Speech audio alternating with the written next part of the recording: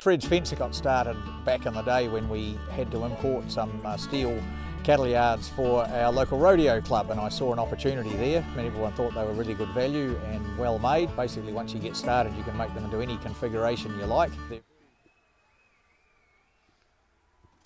Welcome back to Forsyth Barr Stadium. We're about to watch the Prem final for the Space Shield. I've dumped wheels as my comments man, and I brought in an unbiased Taieri man, Mike Kerr. So Mike, big day today. I'll just thank our sponsors, Garrador, Mitchell's Tavern, Roslyn Mowers and Heating, Mr. Heat Pump Cleaners, Fred's Fencing, the ODT, Trade Assist, Salmac Insulation, it goes on, Steve Mowat Building, and Liquorland, my old mate Hardy. So mate, what are you expecting? There's been a lot of hype around this week. Who's going to play, who's not going to play? Looks like they've got Michael Manson playing today for Green Island, but you're picking just, Taieri, 8 out of 10, just too big, too strong?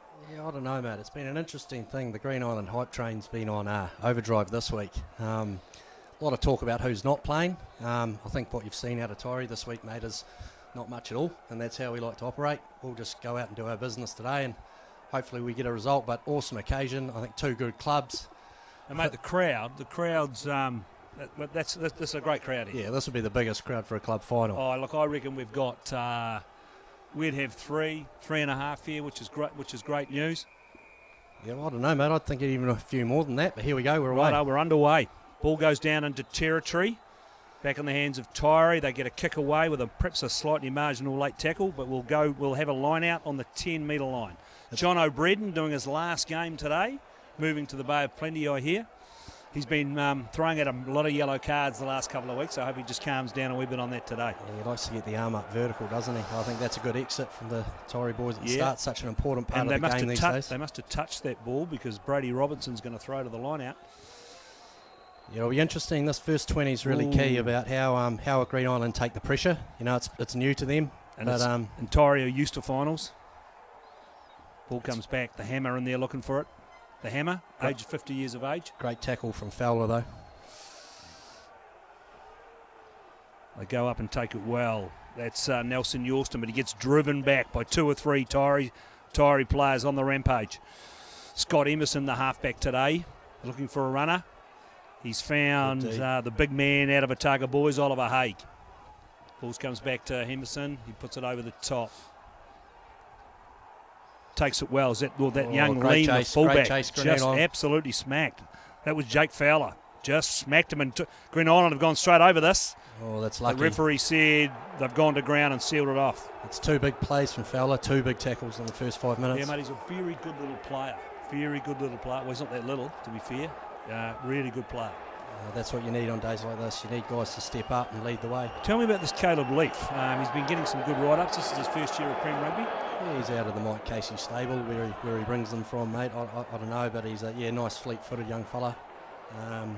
He just keeps producing the goods, does Mike. So today's a big day for all these boys who have come down to Dunedin to give it a crack. Straight to the back, picked up by Taieri. They come out into the midfield again, make the charge. It's a good set. Ball comes to Lolo. Just brushed him off. No nonsense from Lolo. Big man Lolo. Straight back from the Tongan encounter. They go to ground again. Referee says we'll come back for the penalty. Penalty to Taieri, offside, Green Island. What do they do here with the 92% goal kicker? Does he kick it from here? Well within his range, and he's pointing there already, the young man. So how good's he been? How good's this? I've written him up a bit this year. Cameron Miller made the ODT Form 15. How good's this kid? Yeah, I think, mate, he plays really well and he kicks really well and that. But I just keep hearing about his character, about how good a kid he is, about how humble he is. He's not getting ahead of himself, which is easy to do for young kids coming out of high school these days. But no, he's just going about his business. And I know Kane Jury and Joey Wheeler are doing a lot of work with him at the Highlanders and in our academy at the moment. So, like I said, all I hear about is how good a kid he is. So they're the young fellas you want to go on and do well, right? Yeah, look, and he's a Gore product. And he got poached to up to Otago Boys, as they all do late in their school careers. Here he is, though. He's probably 45, 46 out here, but he's right in front, just about. Struck it pretty well. That looks tidy to me, and he's nailed it. 3-0. 3-0 to Taieri. That's a big kick. That puts a lot of doubt in the GI side. And I've just had an update from Diane Eade. It was 7-0 early to Valley in the big game down south that Clutha Valley playing the Cromwell Goats. But now it's 14-7 to Cromwell. 14-7 to Cromwell. Clydevale Club put on a great show. That'll be an awesome occasion down there. Finn Strawbridge puts it away. And they've got up. He knocked it on, and he just about knocked it back into his own man. Referee just says play on. Ball coming back on the Taieri side. Back to the hammer. And Braden Lang just picked his pickman and snapped that up. Into the hands of Strawbridge, who's got a nice tidy kick. That's a nice tidy kick, but has it gone too far? No, that's going to bounce. It's not going to go dead, I don't think. It'll come back for the 22. So Kurt Hammer, mate. So what? I mean, Kurt Hammer. Tell me about Kurt Hammer, because he's coaching this team this year. And Bob Martin, is he keeping Bob Martin in the reserves? Well, I think Kurt went through a pretty serious run of injuries there, and he decided to give it away. And in the end, he's decided to come back and give it a crack under a bit of an injury pressure we had. And credit to the fella, I think he's got back out there and he realises he can still do it. So yeah, he's there for his leadership today. But Bob's a class player. I think that's where Taieri might go good. It's just our bench is very strong, Paul. Yeah. Here we go. Nice movement here. They fire the ball out wide. It's the big centre, Levi Harmon, who's been impressive for them this year. I think he's come down from Christchurch. Referee Bredden says we'll have a penalty. Remember, 5 minutes gone. It's 3-0. Taieri over Green Island. Yeah, look. Yeah, I mean, Hammer. How old is Hammer? I think he's just scraped into 30, so he's not. It's not like so he's not like he's still. Yeah, no. He just started footy really young. He was back in 2011. He was in our team that year when we won the banner. Yeah.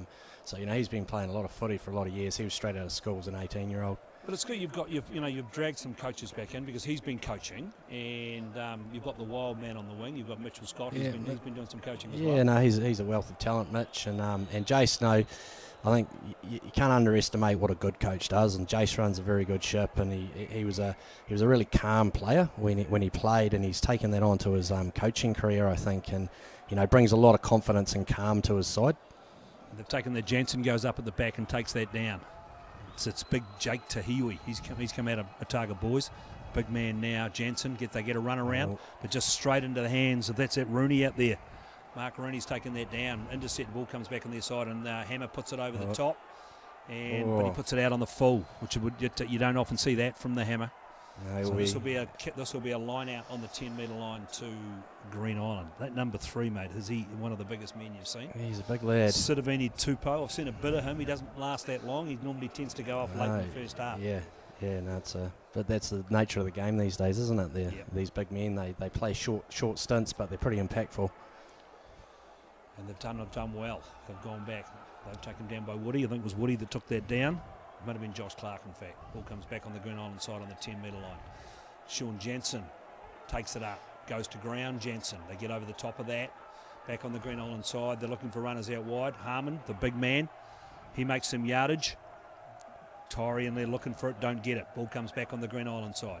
Woody's got it, they go wide again. Josh Clark, another really experienced player, been around a long time, Josh Clark.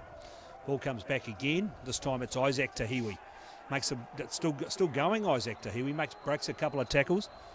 And they go forward again, Green Island. Looking for a runner. And they've got Fowler again. He's just Brady Robinson's putting in a big shift.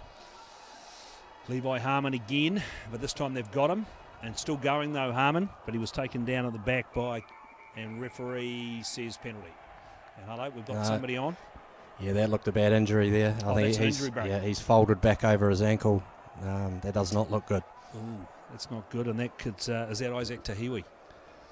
I think it might be the 15. He's clasping his knee pretty severely there. He's their goal kicker as well. If you think that Cameron Miller can kick goals from anywhere, this Isaac Tahiwi, he'd be kicking at 90% as well. He's hardly missed a kick this year. Well, that's it. That's how you get to a final, right? You need those guys in your side, and it'll just be interesting. You lose your kicker, the doubt that creeps in. So Green Island probably wanting him back up on his feet pretty shortly, but he's moving around. Doesn't look good on the deck. I was talking to the master coach after the first game, Mark Scully, and said, Paul, it's not often you lose your 9, 10, 12 in a final, and I've still come through. You know, there's very, you know. Oh, this doesn't look good. You would think it's his knee. Yeah, it was. I thought it was ankle originally, but he was grabbing at the knee. But it was just one of those ones where the ruck it shifts momentum really quickly and comes back the other way on him. So that's not good news for them. Isaac Tahiwi, he's their goal kicker. They'll have to. It means that Finn Strawbridge will have to take over the goal kicking. And what do they do here? They're going to have to change things around a bit. They've got Sam Aripa, who's their co-captain. That might be Sam Aripa coming on there now. So they'll have to move somebody back to fullback. Yes. This is what it's all about. You know, it's testing your depth. It's testing like finals. You know, like I said, lot of stuff talked about who wasn't playing, who's in, who's not. But these days, you know, the average players, you're either going to rise or you're going to fall. You know, like it's less about who's playing, who wants to play as a team really well. So you know, I don't think this is a big deal for Green Island, but you'd want to, you know, get around this fella that's just come on and give him the confidence to play. Yeah, you know. Well, the good thing, I mean, Sam's played. I'm pretty sure that is Sam. Number 21. Let's say it's Devon Stapley. It mightn't be Sam. So Devon Stapley, he's played quite a bit of rugby in quite a few positions for these guys. I know he's played halfback. In fact, it's not Isaac Tahiwi that's down. I can see Isaac Tahiwi there in the midst there now, so it's actually not him. So it's a long way up here, isn't it, Paul? Yeah, it is. But it's a great view. This is your first time up here. It's a great view up here. Mate. No, there's not many grounds where you can actually get this close to the action. No, it's impressive. You're looking right down on it, eh? Yeah. They could have cleaned the windows for us, but apart from that, could be our DCC so budget I just need constraints. to try and work out who that is, because I was thinking it was Isaac Tahiwi, because he took it in, but it's obviously been transferred. And if Devon Stapley's come on, it may well be the halfback. No, it's. I'm pretty sure it had number 15 on the back, Paul. This will be interesting. Like both teams have started with quite calm and putting good phases together. Yep. It'll be who can, you know, keep that going after this break. Like it takes all that fizz out of your start, and you know all of the energies kind of get zapped in that first 10. It'll be who can start again. Well, you pretty much are starting again. Like we've done 9 minutes. It's 3-0. The early penalty to Cam Miller. You're right, but you pretty much are starting again. You know, you've got to come in. You've come in fizzed up, ready to go. I think if it was me, I'd be dragging the teams away and actually going to a bit of a warm up, keeping them warm. Yeah. Chat. Well, it's not looking good. I'd be surprised if you see Adam Jordan, strapping lad Letts come out of the stands here, the Highlanders physio, for some treatment. Yeah. I think he's been over at Emerson's all afternoon, so we might not see that. May not see him. We're hoping that Lee Piper, of course, will turn up here today as well. He was supposed to be the original guy to drag Mike Kerr in late. Had to drag him from the under-9. Talk me through the under-9 game. There was speeches going on, but there was more.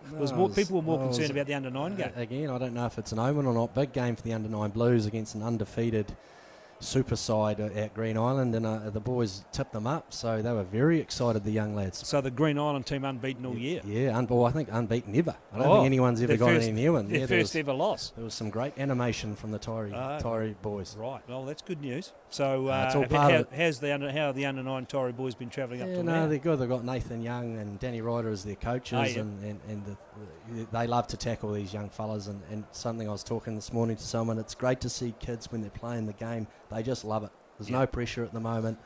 Half of the problem's the parents, you know. Making too much noise. Oh, here comes Ralph, god of rugby. He'll sort it out. He's come to sort it out. He's going to get them to change grounds and go across to the Varsity Oval. Yeah, that could be interesting. No, this young fella does not look good. There's Isaac Tahiwi out there in 15. So it's not Isaac Tahiwi. I think it's the midfielder, mate, number 12. You see 12 out there? So no, there's 12s out there. It's 13. It's 13. It's Levi Harmon. We're going with it could be Levi Harmon. Yeah, so Devon Stapley, of course, he plays all positions, and I would have thought they would have brought Sam Aripa on though, because he's the 150 game man. I thought he would have been the first guy they would have brought on. Sam's a outside back though, is he? Yeah, look, Devon. In fact, they might have made some changes here. No, that is it's definitely Sam Aripa, 21, that's come on. So Sam Aripa, he's the co-captain of the team. He played his 150th game for them about 3 or 4 weeks ago, because I had a chat with him. So he's come on. So he'll go into the midfield. He normally plays at centre. So that won't be too much of a disruption for them. Just the fact that Harmon for them has been good this year. He's a big guy, and he carries well. I'll tell you what, PD, like if anyone needs to be able to drive that medical card off here, you've had a bit of experience in the past. Yeah, well, I think we should move on from that, Mike, but it might be the same one. But no, surely they've updated it. Yeah. Yes. Okay, just sort of throw me a curveball there. So look, so this could take some time because they're going to have to. It's obviously quite serious because they've got the bits and pieces out. He's sucking on the green whistle, the young fella. So it's obviously in a lot of pain. So which is really unfortunate, but that's rugby, I suppose. But good to see both teams now actually going to do it. But we talked about coaching because let's look at the coaches. You've got we talked about how good Jace is out at Taieri, but how good at the same time as Dino been for Green Island. He's been there a long time. He's done what Taieri did in a lot of ways. Taieri came from nowhere to get back into Prem Rugby. Yeah. It took you sort of a few years to get back in. They went through the same thing, and they were cruising at the bottom of the table for a long time. He's turned things around. This is his last game. This is his last game as coach. So what has he brought to Green Island? I just think anyone who's ever met Dino, his energy, he's one of those fellas, and it was when he played, his energy and his positivity that he has about him as a person is huge. Like I said, the dedication that guy has put in to drag this club, because he has dragged it, and a lot of the time you make a few enemies on the way and you make a few decisions, but he stuck to his guns. But this is a guy, mate, he's down there at 8 o'clock on with the junior rugby. He's there taking the Colts. Like I hate to say it, but if anyone deserves a banner, it's someone like Dino. But that's not, life doesn't work that way. But no, I think credit to Dino and all he's done for the club. Oh, look, he's and he's such a dealing with when I've dealt with him, sort of media things. When you want him to do something, nothing's ever a problem for him. He's a pretty charismatic fella, mate. And, I couldn't get Jace. Couldn't get Jace to come in and have a chat with me this week. Yeah. Just doesn't answer his phone. Well, no, that might have been Mike Casey. Runs, it's like a communist state out there. So he runs all media. Yeah, well, some call it the Mike Casey Rugby Football Club at times. So, but he's no, I think Jace is just he's just pretty focused on the game this weekend, mate. And Mike doesn't mind doing that kind of stuff. Yeah, and he's but you're right. You talked about Jace. He's very quietly spoken. And let's talk about the Taieri season. They weren't that impressive at the start of the year. They had a few guys out, and they battled away. Yeah. I think. But business end of the season, as they do, it's feet down, ass up, and they just got stuck into it, especially that last 4 or 5 weeks. Yeah, I think they enjoy each other's company, and at club rugby you've got to enjoy each other's company, and they love to defend. So they get excited when they defend, and any. To win, you gotta be. The attack just comes, right? And I remember back in our day when we were coming out of nowhere, and suddenly we became a team who got excited about defending, and then suddenly things start going your way. So I think you hang the hat on our defence, but Jace's manner and his calmness, but also really encourages guys to play. No one's sitting out there with an axe hanging over the head with the grumpy coach. So that's just the modern coach, I suppose. Yeah, and Jace is because is he doing some stuff with Otago this year? Or I think he's helping Sass out. I saw him up there at Wackawhite the other day, strolling up and down the. Right. You'd be mad not to use a bloke like that. Yeah. A lot of experience. Played. Like he's coached for quite some time now, and of course, he played to a pretty high level. Played for the Highlanders, played for Otago for a lot of games. Crusaders for a season, even got a cap for New Zealand. Still sort of worries me a bit that when he came back to town, he didn't come out to the Sharks. Being a good Sharks, played all his rugby for the Sharks, and ended up out of the dirty old Eels. Yeah, but I suppose it's the measure to the guy. I suppose remember Anderson Heather was coming through, and Jace made a call for himself. He didn't want to block it. Didn't want to block a young fella, and That's Jace McDonald, all over. He's a top man. He's a pretty understated guy, Jace. I remember I'd written a story about some Otago and Colts team or something, and I said they were picking it by computer rather than going to games. And most coaches would ring you up and give you an absolute serve. And Jace, it's Jace McDonald here. I said, "How are you, Jace?" "Oh, PD, just read that article, and and there was no fuss. There was just it's just not right, mate. I go to games and I haven't even got a computer. So there was no ranting and raving. It was just, let's sort this out. Yeah. That's the sort of man he is. Yeah. Righto, so that's good news. We've got young Levi off, and it looks like a serious injury because he's on the painkillers. He just gets a wee fins up from Michael Manson as he goes off the ground. Real shame for them, but that brings on the 150 game man Sam Arepa into the midfield, and we're back underway finally. And it will be Scott Emerson to feed the scrum, right on just inside the 10-metre line of Taieri. It's a good scrum.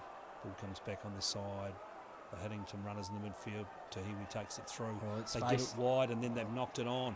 Oh, they'll be disappointed in themselves there. That was a space. real It was chance. Good. It was some nice move there, and Isaac Tahiwi was looking at the man, not the ball, and put it down. So this will be a Taieri scrum. Taieri will have to have a bit of a look there. They left a real opportunity out in that channel. I don't know who didn't drift off where, but that's a chance. You got to take those on days like this. They don't come along. Well, it was interesting in watching that first game, Mike, that like Dunedin were all over Kaikoura, and they had 70-80% of the territory in possession, couldn't get points on the board, and they went into half time 10-7 down with a man in the bin. You've just got to take your chances on finals day. Admittedly, they turned it around in the second half, but in finals, you've got to take every opportunity. So the Hammers fed the scrum. Really good, strong scrum from Kaikoura. In fact, from Taieri, they're actually going forward. They go wide. They're looking for a runner out wide, and it's a nice run. And then taking Braden Lang. He's actually quite a bit stronger than he looks, Braden Lang. Because he's moved around. He's played halfback. He's played first five. He's played everywhere for you boys. And chase here from Beadle. Oh, great timing! Great timing from Beadle though. Just hit the ground and got hit by the Beadle bomb, and they go wide. Woody Kirkwood, the big ginger, can't get a run for Otago, unbelievably. And then they hit Shane Ficken, the blonde-headed prop. They come out into the midfield again. Taieri are catching these guys behind that advantage line. Good solid D here. They need to get their forwards running forward here. Fowler only knows one way. He goes forward. They miss Woody out. Jensen's got it. He's got numbers this time. They go wide. They can get this wide. They get it out, and it's Tahiwi. He finds a runner. Then he puts it down. The winger just dropped it cold. That was Nelson Yorston. Ball comes back on the Taieri side. I don't know why. Back to Hammer. It's 2 in a row now. They had looked a good chance. Not a great kick, but it's found touch. That'll do. That'll settle it down. And this will be a Green Island throw. But again, they had the opportunity. Again, they put it down. Yeah, their mistakes will cost you. The midfielder there, I think it was number 12, did the right thing. The winger had to cut and hold that and reset again. Shelved it. He is an absolute brick. Look at that shoulders on that one, number 3. He is a massive man. He's still getting around all right. Yep. They go to the back. Jensen takes it down. Looking for runners, it's Tahiwi. Tahiwi, big strong man, Tahiwi for an 18, 19-year-old. They go wide again. Shane Ficken, the impressive young prop, but he gets dragged down. Good D from Taieri. It's again Jensen, who's been prominent early on. Jensen. Ball comes back again on the Green Island side. It's the big man himself, big Sitiveni Tupou. Strawbridge goes wide to Tahiwi. Tahiwi straightens it up. Tahiwi still goes Tahiwi. Nice run from Tahiwi. Finds Heath McEwen, and he just throws it forward again. Jesse V dropped that one. Ball comes back on the Taieri side. They've kept top, and that's a big hit, massive hit from Shane Ficken. Well held by Nick Henderson. Best player on the paddock for them. I've always liked Nick Henderson. They've come in to get this tackle. They had to go wide. They had to get numbers wide. Now they get it wide. Looking for runners. Again, the wingers come off. Ball comes back on the Taieri side. Green Island chasing it after it. Referee says knock on. Both sides guilty of turning over ball here. Wee bit loose. Loose carries from both sides. I think they're showing good composure though. Both sides. They're still feeling each other out. There is space though out in those wider channels. Like again there, Taieri had a wee chance. Think about this. I mean, the Taieri boys have played here a lot at this ground, and they've got to ask themselves, Yeah, I think there's been a bit of moving in and out though, mate. Like it's not like everyone here has played a final before either for Taieri, so I don't think we can underestimate that. It's sometimes you're your own worst enemy in these occasions, and some people go into their shell. So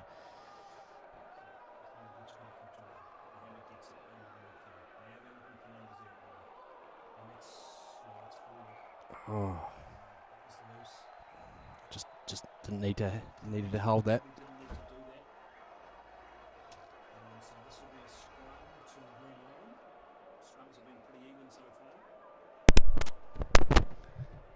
Yeah, there's a solid platform there from both scrums, Paul. Just a microphone change. We've gone through. You've worn that one out, mate. I've worn that one out. I've talked it to death. And I've just got a message from our other co-comments man, Lee Piper. And he's going to be here in 10 or 15 minutes. This is a really good attacking opportunity here for Green Island. Let's see what they do from up here. You see the angles, don't you, mate? It's like there's a lot of room there. You can see it a long way before it happens. They're going to go out wide. They're going to go to Strawbridge. Strawbridge finds goes straight to Taieri out wide. Taieri's been strong on the carry. Then he's turned it over again. Mark Rooney, great turnover. Rooney stripped it. Ball comes back on the Taieri side. What are they going to do? Both sides just need to calm it down and hold on to the ball. Yeah, I'd like to see Cam Miller just get us out of here now. Just go long, make them play. Hammer might do it himself. Hammer puts it over the top. Manson takes it well. Great chase, Mark Rooney. Ball comes back. They've got nobody out there wide looking for them, so they have to go on the short side. Taieri taking thump to the ground. Ball does well, holds on to the ball, comes back on the Green Island side. This time they go back to Strawbridge, who's an educated rugby player. Strawbridge, like him, a really good kid, valuer I think in town, but he just plays a really crafty game of rugby. That's a good kick there from Taieri. Put them back down there, make them play. Back to Manson. And then here we go. Down. Here we go. No, 22. Oh. Yeah, good work. Who was that? Great chase. Was that Rooney again? The boy Leaf, the fullback. Was that Leaf? Yeah, no, that was good work. Very good work. Charged that down, but just didn't. Luckily they had numbers back. He's a big, tall boy, Caleb Leaf. He got up there and did a good job. So we're back for the 22. 14 minutes gone. Still 3-0.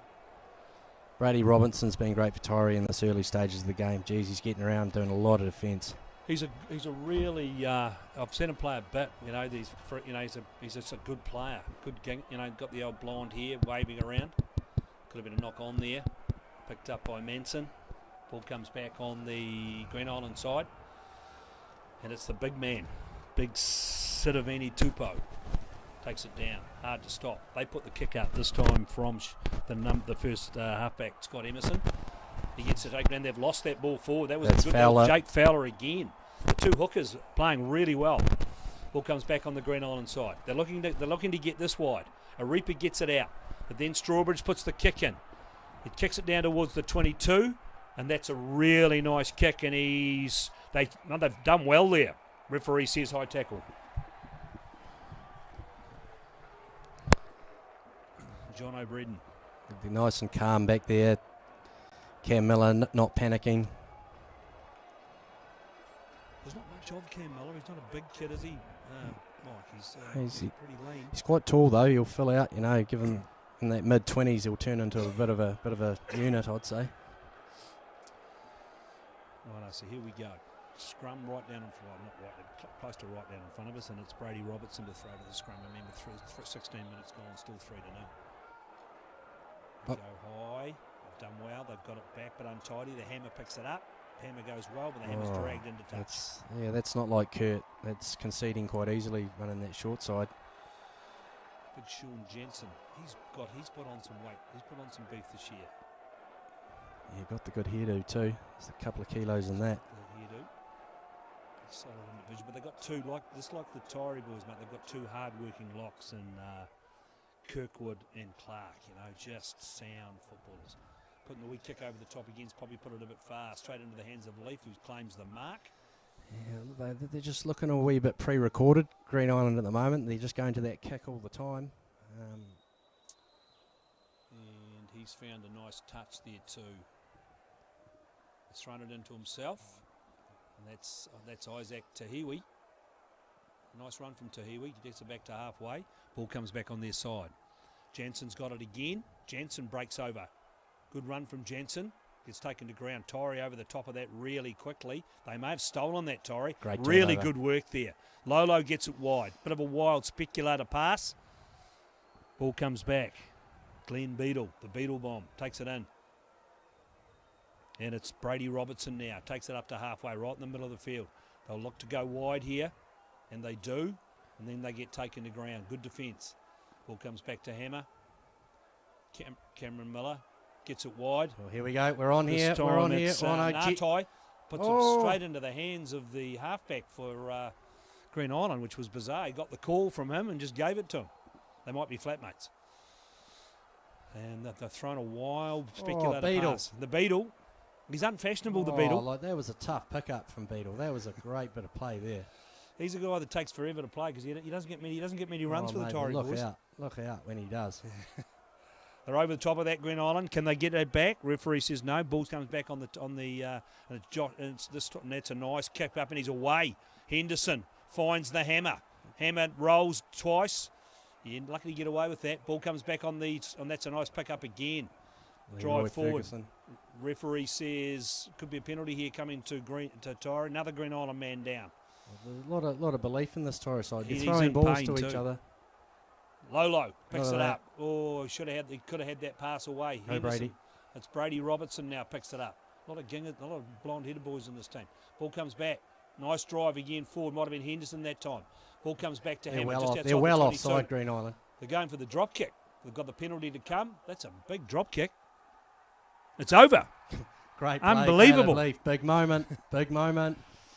There he is. There he is, number 15, Caleb Leaf from 35 metres out, and this boy's down and he's hurt. I think the great Charlie O'Connell, who's watching now, he gave me a bit of a rev up once when I tried to drop goal in a final PD. Wasn't he? I think in the record books it's the last unsuccessful drop kick on Carisbrook. Right, that was it. That was you. Yeah, it was. But Charlie gave me the death stare in that game, mate. It wasn't good. Yeah, well, you've got to remember you could be a skittery fullback. Let's be honest. You had some issues. Yeah, live or die by the sword, mate. Yeah. I remember a few chip caps when you played for Dunedin that didn't end well. Yeah. Flanagan was going to bin you for the rest of your career. No, he almost cut my foot off there for a while. So this boy doesn't look good either because he looked in a lot of pain as well. So look, hasn't been a great start for these boys, but that was they were going to get the penalty anyway. They were coming back for the shot at goal. But that was tidy from Caleb Leaf. He was 35, 36 metres out there. That's a nice kick. That was very big drop kick. Yeah, no, the Green Island player was another one. He just didn't get up, did he? He's in a lot of pain. They might be bringing your cart back out, mate. The cart could be coming back out. So I'm just not. I should have looked who that was, but he looked in some serious agony. So 6 points to 0. But, it could have gone either way at this stage. Both sides have made mistakes. Most sides there's been some good defence in both teams. I'll see if I can get a score update from the game down in Clydevale. 14-10 at half-time to Cromwell. So I actually picked Clutha Valley to win this game because the word on the street, the Goats had a lot of injuries, but they're fronted up. Obviously, the Clutha Valley boys will have been on the booze since last Saturday and have only sobered up on Friday. I'd be interested to see what the deck's like down there. We played down there once. Remember, they had the bottom three, went and played the top three from country, and it was an absolute bog at this time of the year, but the spread that they put on, I've never seen anything like it. Well, mate, they do hospitality very well. I was down there. I went down and covered a game for my sins. The game before the semi-finals, and Clutha Valley were playing Heriot, and it was about -6. It was driving rain. It was as cold as, and the deck was just very, very marginal. Yeah, no, they're hearty men down there. Yeah. It was, but some great people. The old country people. They had the big tarp. Curtain side a truck and trailer unit for the sponsors. Yeah, I think we've talked about it before, mate. I think we need to bring that into the game around a cup where teams are playing out in the country and getting that experience. A lot like that FA Cup style they do overseas, where you draw out and you have different teams playing in different levels. Because I just think what we get in Dunedin a lot, you get guys come down and they spend their whole 5 years in Dunedin. And I think getting out and having those experiences in country areas for footy players is awesome. And, you're right, mate. I mean, look, if you could somehow work that into your game, because a lot of in the lower grades they're drifting out of the country a bit, but the prem teams are just pretty much playing your same 8-9 teams every week. If you can go out and play, you've got to get it so that the level is the same across the grades. And that was the wee halfback that's gone off. And that's brilliantly taken by Yorston. Still going, Yorston. He's found the big man. Haig, he goes to ground. Ball comes back. New half-back on. That might be Devon Stapley that's on now. Ball comes back on the Green Island side. Stapley's got it out wide. Strawbridge. He goes wide. He's found Taieri. Taieri saw the hole. Taieri still going. He's only 2 metres out from the line. They've got the ball. Ficken charging. Still going, Ficken. Goes to ground. Ball comes back quickly on the Green Island side. Stapley's got it. It's Woody Kirkwood. He's right under the post, Kirkwood. Great defence. Lolo, driven back by Lolo. Ball comes back to Stapley again. Sean Jensen. He goes at the line. Still going, Jensen. He's found. They go close. They go to ground. Might have been Stapley that time. He's over. I think it's Sean Jensen's got, no, it's Ficken. Shane Ficken has gone over and scored the try. Really good work, good continuity from Green Island. Yeah, no, that's just a simple exit, right? Yeah, it's the most important part of the game these days. You've got to be able to take your kick off and exit. Like, you know, how many times do we see, even at the highest levels, you know, teams scoring points and then giving them back straight away? Like, that's a big moment for Green Island. They'll get a lot of belief from that. Yeah, and it brings up, it was 6-0. Yeah, so that was good. They just kept it going. They kept rolling. Jensen was in the movement 2 or 3 times. Stephen Stapley, who's just come on, was in the movement. And then they get over and they score that and they score that. And now it's up to Isaac Taieri to see if he can put them in front. And I wouldn't bet against this kid because I've seen this kid kick some goals this year for Green Island. Only 20 minutes gone. It feels, you know, that injury, It's dragging the game out. Yes, it'll be dark by the time we finish this. And Lee Piper walked into the studio 3 or 4 hours late. I'm going to hand over the mic now, Paul, and go and have a few beers with the boys. With the boys downstairs. All the best. Thank you, Mike, for those words of wisdom. And we'll have a chat. We'll have a chat with you after the game. Hello, Paul. How are you? Yes, I'm good, Lee. Yourself? High up here. It is high. Isaac. And I just said he's a 92% goal kicker, and he's just missed that. No, not that. So 6 points to 5. Taieri's still in front. We've had all sorts of drama. We've had 2 kids carted off for Green Island. We've already lost Levi Harmon to a serious injury. And not long ago, we just saw Scott Emerson go off to be replaced by Devon Stapley. Yeah, they're the games, aren't they, Paul, where you need guys in finals who have been there before and know what it's all about to kind of stand up and stamp their mark. And these games are going to come down to the wire. Josh Clark does some good work there, just charging through that hole. Josh Clark back in the hands of Stapley. He's quite a solid for a halfback. Stapley. Ball comes up. Yeah, well done by Leaf. He's been good for them since after that drop kick. He looks solid at fullback. Referee says penalty. Jake Fowler could have got himself into trouble. You don't want to get on the wrong side of John O'Brien because you'll be on the wrong side of him all day. I can guarantee you of that. Yeah, and the kid with the ball now, Cameron Miller, it's, you know, and part of Taieri's strategy today will just get themselves into good positions because when you're talking about good goal kickers, he's one of the best going around and he's already kind of half proven that this season. So Taieri, again, good position on the field and a good chance to attack. Yes, they take this ball down into the 22. It'll be Brady Robertson to throw to this line-out.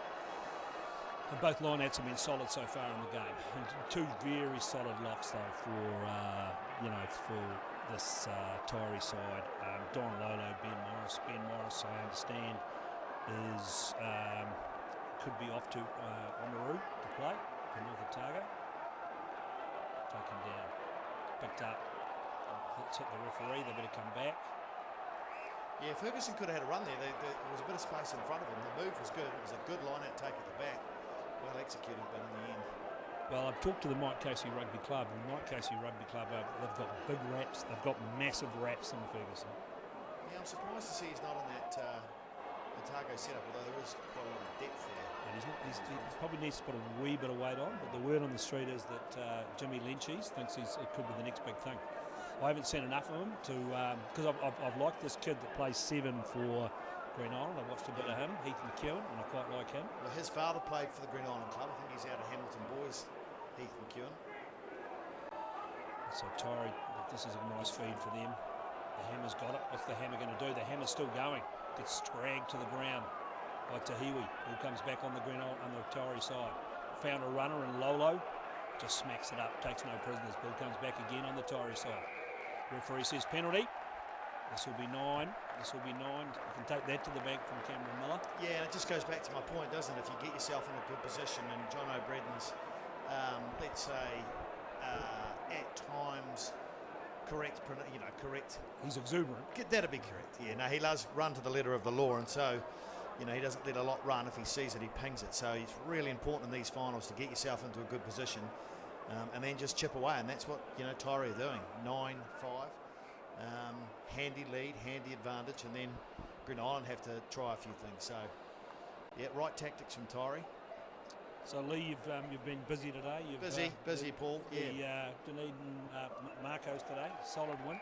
Yeah, good one actually. Surprising for both those games really, because Dunedin had a big win over a Harbour side which had been more than competitive this year, and then Taieri, they played absolutely thumped. So those two teams will meet again in the semi-final. One plays 4, and the Marcos will host an on-the-rise southern side next week, which will be a cracker out at Shark Park. And I was saying earlier on, looks like in junior comps, it's the 2 Kaikorai sides versus the 2 Dunedin sides. Yeah, 1, 2, they finished 1, 2, 3 and 4, so Kaik 1, Dunedin 2, Kaik 3, Dunedin 4, so it was a pretty good game out at Shark Park too. Upper Clutha were very competitive. 28-21, I think I may have seen the score come through. Taken down by Isaac Tahiwi. Good work from Tahiwi. Ball comes back on their side, just in from the touchline. Jake Fowler only knows one way. He's been impressive so far. Fowler. Stapley reaches in. They go wide into the midfield. Advantage applies. Manson just get a wee pass away to Aripa, who's come on for the injured Harmon. Ball comes back to the educated boot, and what do they do here?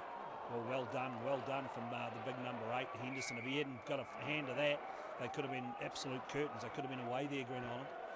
But he said it was offside. No, not rolling clear, yeah. But again, this comes down to what I've said. There's a lot of penalties in this game, and so you want to take your opportunity. So another important kick here, just to keep the scoreboard ticking over for Green Island. 9-5. There won't be a lot in it come the end. So the man with one of the most educated punts in the game, Finn Strawbridge, he will put this down into the corner. And look at that big man. I just can't get over the size of the big man.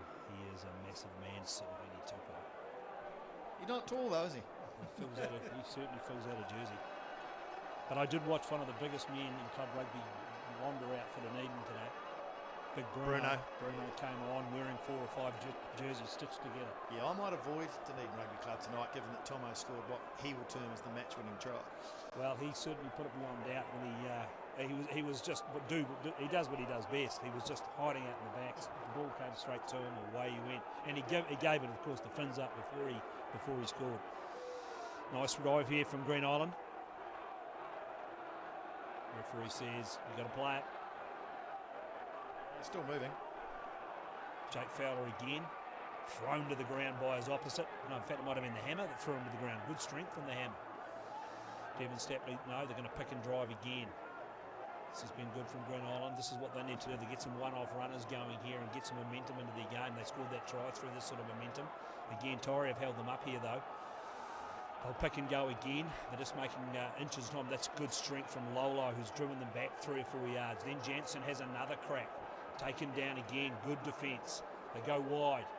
They're looking for runners. They found Strawbridge. I don't know if Strawbridge really wanted it, but he's got it, and he's been tackled. Running across the field. Yeah, he could have been penalised. He could have got penalised there, and he was. Yeah, he had to let that go. He was taken to ground. Yeah, no, he just didn't really want that ball then. He's thinking, no, give it to somebody else. I've got to have it. He's better. He's a far better player in the pocket rather than running across the field like that. Yeah, his better option there was probably once he got himself into that was just put a little left foot rubber in behind and see. But you can see in some of these games, Paul, important to look out for this as the game goes on. This is really Green Island's first dance for a long, long time. But Taieri, this is their bread and butter. They know what they're doing here. They're a niggly side. They're tough to beat, particularly out at PJ Park, but they just live off other teams' areas. So discipline will be the key. Quite a few players, you mentioned the likes of Hammer, been here before. Will Nartai at centre, he's had a few years out at the club, and then that 4-pack's pretty experienced. So let's just see as the game unfolds who's making the least amount of mistakes. I think they'll have a big bearing. I did call them in the paper yesterday. They've got a Rolls-Royce pack, and they certainly have. I mean, their front row doesn't give an inch. Thomas Hill, Brady, and Kieran O'Sullivan's played 50-odd games for them now. Well, Don Lolo, the product out of North Otago, he's just a big tough man, played for Tonga in that 100-point loss to the All Blacks a few weeks ago. Ben Morris, probably unlucky not to be an Otago player. Jesse Hutton, just a good solid footballer, and they've got some solid loose forwards on the bench. I mean, Brody Hume could play for any club in town, just a tough kid off the farm.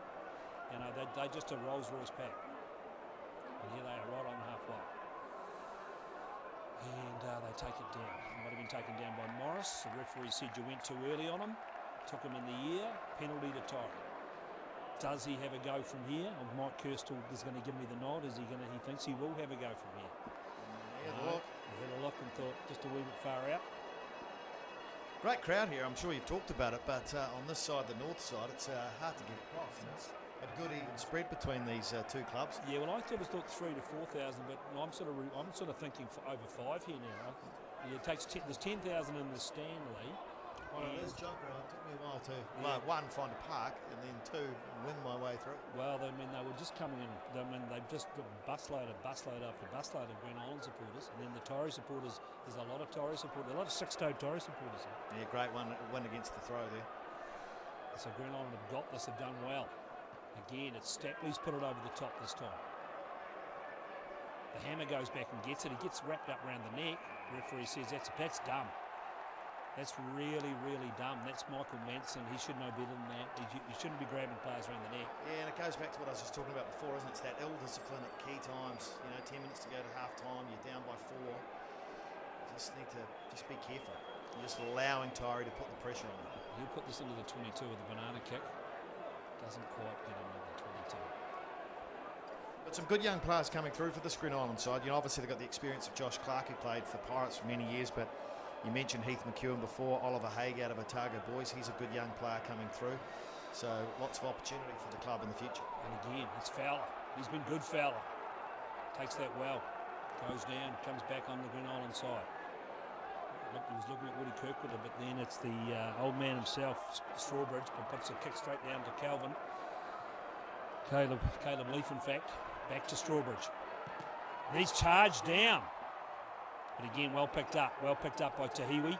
And yes, they got over the top of that really, really well. That was good work from Will Ngatai.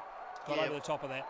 Again, you can see how quick Brennan is there on the whistle. So great body position by Ngatai. He was a rock there, and now they will have the kick at goal. So good opportunity, good pressure, and this would be good reward for a good sort of 5 or 7 minutes from Taieri. Yeah, they go. You blow it out to 12 to 5. You know, they haven't scored a try, but you know they've taken 3 penalties and a drop goal.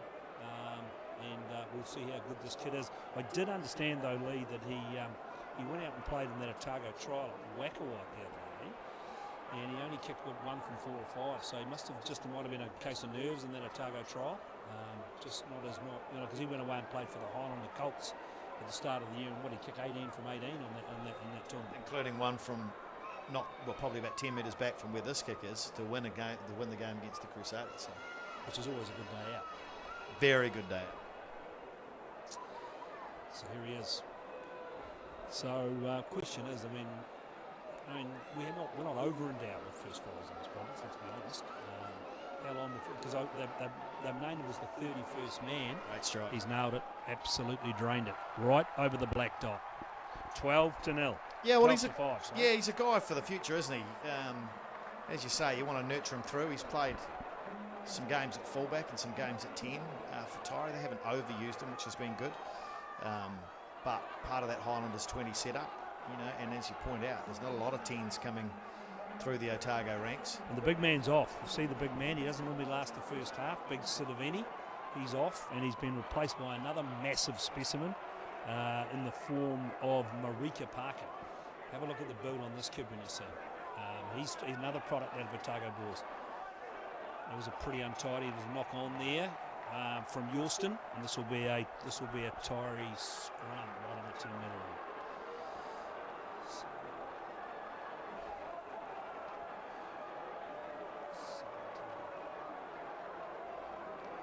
So 17, Marika Parker. He's only, I think this kid, this might be his first year of Premier Rugby. He's pretty much straight out of school, but he's a massive kid. He's 6'3", 6'4". I tell you what, he's going to be a very good player when he fills out. But anyway, so this is going to be a Taieri scrum. They're him at a feed. 12-5, 6 minutes to go to half time. Yeah, probably important that Green Island get some points before half time here, Paul. If Miller was to knock over another 3 for the Eels, or they score a try, that'll make it really hard, and Green Island will find themselves chasing the game. So even if they get a penalty and chip away here that'll keep them right in it. Just made too many mistakes, particularly in the last 5 to 10 minutes. So finally they're going to get the scrum underway. Kurt Hammett of feed. That's a famous name at the Taieri club, of course, Hammer. Apparently his brother was twice the player, absolutely twice the player, but just not recognised for his sheer talent. Nice pass from Hammer. Finds Cameron Miller, he puts it high. Under this is Yorston. Takes it well. No pressure really. Goes to ground. Ball comes back on the Green Island side. Looking, they've found Strawbridge. He's found Isaac Tahiwi. That's a forward pass, not picked up. And probably a knock on. I think he may have got the forward pass. Yes, he did. Good work from the touch judge. But just untidily. They were under no pressure there. They just didn't need to throw that pass. No, that's to my point before, I think, Paul. You know, it's about what are your position and possession and all those things that you talk about in finals. Defence is really important. Discipline's important, particularly when Jono likes to, as you say, get on a bit of a roll. So you just have to make good decisions out there. And at the moment, Taieri are making better decisions than Green Island. And the big news down at Clydevale, it was 14-10 at half-time to the Cromwell Goats, 17-14 to Valley, and then they've just scored again, now 24-14 to Valley. They've shrugged off the hangover, and they're going to, hopefully, they might put the Goats away here. Ball comes back to Miller, just looking for a runner. He's found Braden Lang. Ball comes back on the Taieri side. The Hammer's got it. Referee says... Yeah, come in from the side. In fact, the ball was gone. I don't know if it mattered. It didn't matter at all, really, did it? You know, the ball, he came in from the side, but it was already done. That's so. Jono. He loves it. I mean, I'm not knocking Jono because that's the way referees, and you've just got to play to Jono. But look, it was like that bit of the game was gone. You know, the ball was out. Let's move on with it. And of course, we're losing Jono. He's off to somewhere. He's off to Bay of Plenty. I think. And I think one of the other boys is off. I think Caleb Nielsen could be off as well, off to the West Coast or something. Surely he'll go on as the #1 referee over there. Righto, so here we go. So Fowler to throw to this line out. Jensen takes it down. Strawbridge fires it to Tahiwi in the midfield. They go wide to Manson. Can he get around his man? He can! Look at the gas! Look at the gas! Try! That's how good Manson can be with a wee bit of space. Yeah, that's an outstanding try. They put him in space. He didn't have a lot to work with out there. He had basically a straight-out one-on-one with Mark Rooney. He stood him, and then once he got on the outside of him, he just planted it. And that there is what you want from your wingers, isn't it? Just that little bit of X-factor, and that's what he brings. And that's why he's a real player for the future, not only for Green Island, but for Otago as well. And that puts Green Island right back in the match. That's an outstanding try. Yeah, look, he just stepped him and went, and he's got electric pace, and that's his 15th try for the season. Should have done some homework today. 15th. He's going to be the top try scorer in the club season by a long, long way, and that's his 15th try of the season. Yeah, and that's what you need in finals, and that's what you need in your team. You need an X-factor player, a guy that's just probably a wee bit better at club level than other players, and we've seen it in good, successful clubs over the years. And they definitely have got it in Michael Manson. That was an outstanding try and befitting the talent of the young fella. I've just had a text from one of the old stage, which I can't read out. Phil Williams played a lot of rugby for Green Island. Could John O'Bredden, and I won't say any more, but then he's come back, he's calmed down, because then he just come back and said great try, so that's calmed. I'm pretty sure he's on a boat out in Auckland Harbour today. One of the great men from the Green Island Club, Phil Williams. And Tahiwi. Now, Tahiwi's having an off day with the boot today, because, I mean, I've seen this kid, I've got him down as a 90% goal kicker as well, but he's now missed his last two. So yeah. 12 to 10. Well, Phil will be wanting to throw himself off that boat at some point, but he will have to get used to it, because this is the way that John O'Bredden goes. It's just going to be tit for tat, penalty for penalty, and that's why I say getting in the right areas of the field is absolutely vital for both sides, particularly if it's tight with 10 or so minutes to go. Well, taken down by Josh Clark. Played a lot of, as we talked about, a lot of rugby. Played a lot of rugby for North Otago, a lot of rugby for Pirates. Had to play a few games for Southern, which he didn't enjoy, and then went out. He's found a home out in Green Island. Didn't he play for Southern? He might have played a couple of games still. That's Calvin. Big Calvin Leaf got up and just got absolutely buried that time, but he's done well to hold on to the ball. There's only a couple of minutes to go to half-time, 12 points to 10 to Taieri. Hammer puts the kick over the top. Who's waiting under that? Strawbridge back. Plays a lot of fullback on defence. I'm not saying he's scared to tackle, but he's rather not. Ball goes wide again to Jake Taieri in the midfield. And Wade Manson's just put a step on Manson. They got the cover across. Ngatai did well there to pick him up. They're looking for runners here. They need to be somebody going forward. So Shane Ficken decides to do it himself. Referee's got his arm out for a penalty. Oh, he's a mile offside. And referee says penalty. Put this down into the corner. Have the line out. You've only got about a minute to go. Remember, 12 to 10. 2 tries to Green Island to the 4 successful kicks to Taieri. Yeah, well, if this is within his range, Jake Taieri, he needs to have a go here because time is up on the clock. And going in with a lead at half-time, I think that would be good reward for all of the effort, but he's going to put it to the corner. Yeah, so Strawbridge had a look, because he can goal kick as well, Strawbridge, but he's decided they're going to put this in the corner. They do have the option of having the line out. And he's found touch inside the 22. Big play coming up here. But they need to hold on to the ball here. If they can get up at half-time, I think Taieri, even though they've scored 2 tries, I think Taieri have had the better of this first half. So if they could put a lead on them at half-time, that's a big result for Green Island.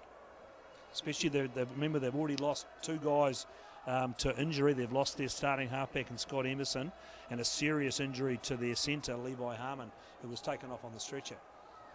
That didn't look very straight, but it's gone back to Jansen. And again, it's McPate. That was the big Oliver Haig, but taken down. And then Hansen spills it, and that's crucial for them. They go to half-time, 12-10 down. Yeah, which is to my point before, if they could have knocked that over, but if it's out of its range, it's out of its range. But yeah, it's been an interesting, I've only been here obviously for the last 15 minutes, but an interesting kind of game evolving. And as I said, I think in the second half, 12-10, there'll be nothing in it, and it'll come down to that final 15, 20 minutes. And I'm telling you what we do know is that John O'Brien will be handing out penalties, so you've got to get yourself in a decent spot on the field. But look, it's become sort of a battle of the Taieri forwards against the electric pace of Michael Manson. He's creating havoc for the Eels every time he gets the ball. So if they could get some more opportunities to put him in space, Green Island, then they might go a long way to winning this game. But again, I think it'll come down to discipline and mistakes. Okay, so 12-10 at half-time. We'll go to the half-time break, and just remember to thank our sponsors, Garrador, Mitchell's Tavern, Roslyn Mowers and Heating, Mr. Heat Pump Cleaner. That's a mouthful. Fred's Fencing, the ODT Trade Assist, Selmac Insulation, Steve Mowat Building, Channel 39, and our old mate Hardy from Liquorland. And we'll be back with you with the second half shortly. Remember, 12-10.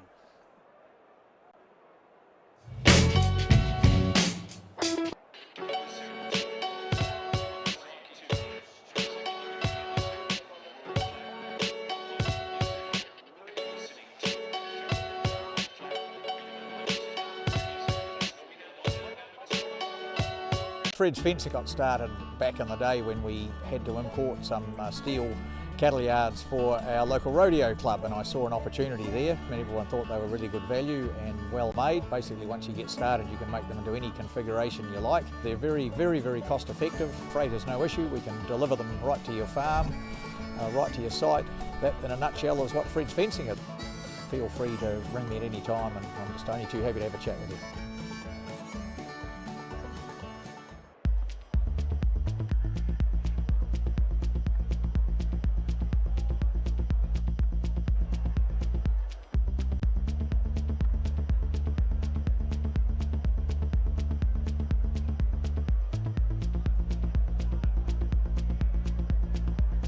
Locally owned and operated Roslyn Mowers and Heating are warming up for winter with a range of mass sport wood fires. For obligation-free installation quotes, sales, building consent assistance, and after-sales service and parts. That's Roslyn Mowers and Heating. Fred's Fencing got started back in the day when we had to import some steel cattle yards for our local rodeo club, and I saw an opportunity there. Everyone thought they were really good value and well made. Basically, once you get started, you can make them into any configuration you like. They're very, very, very cost effective. Freight is no issue. We can deliver them right to your farm, right to your site. That, in a nutshell, is what Fred's Fencing is. Feel free to ring me at any time, and I'm just only too happy to have a chat with you.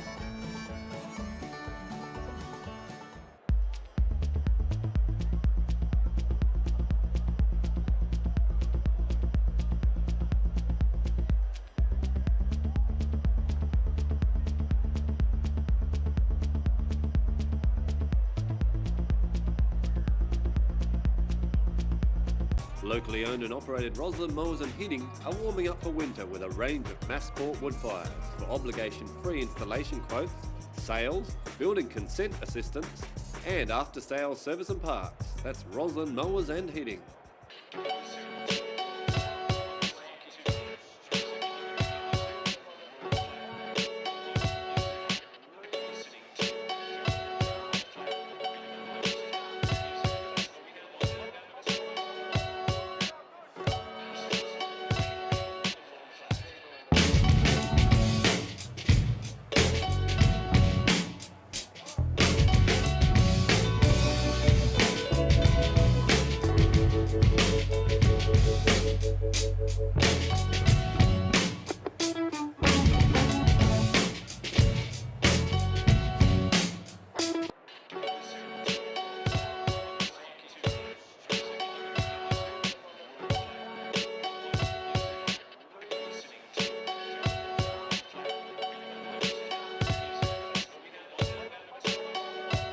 Fred's fencing got started back in the day when we had to import some steel cattle yards for our local rodeo club, and I saw an opportunity there. I mean, everyone thought they were really good value and well made. Basically, once you get started, you can make them into any configuration you like. They're very, very, very cost effective. Freight is no issue. We can deliver them right to your farm, right to your site. That, in a nutshell, is what Fred's fencing is. Feel free to ring me at any time, and I'm just only too happy to have a chat with you.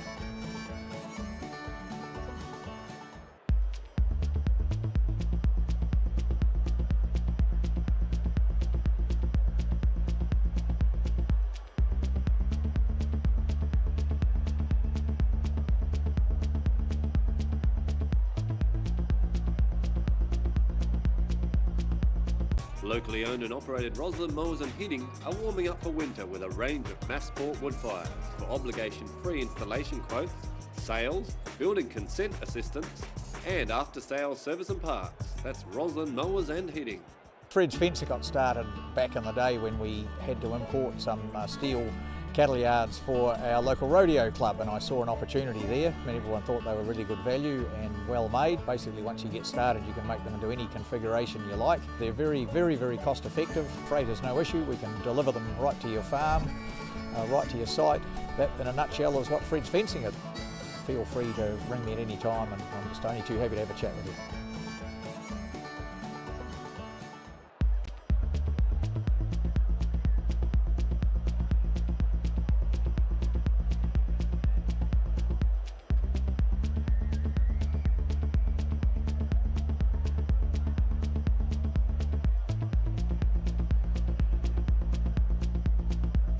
Locally owned and operated Roslyn Mowers and Heating are warming up for winter with a range of Massport wood fires.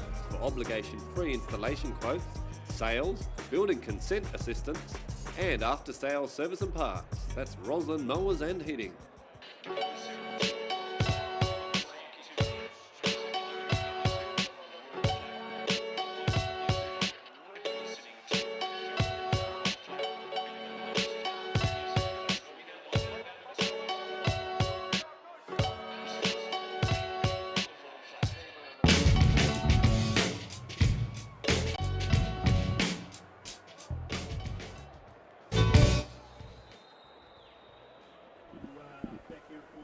Stadium, remember at half time it's 12 points to 10.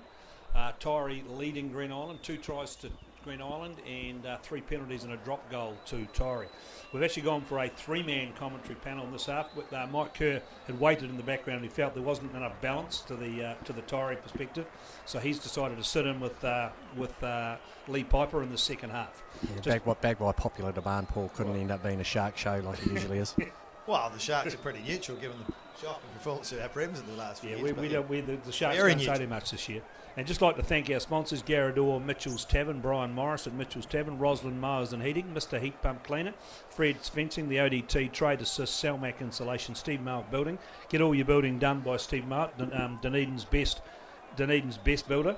I'm worried about his coaching ability, but especially since he was the coach of the Dunedin Sharks this year. And Liquorland and Channel 39. So here it is. It's back with Taieri and it's back with Cam Miller to get us underway. John O'Brien signals time on. And we are kicking down towards the 22.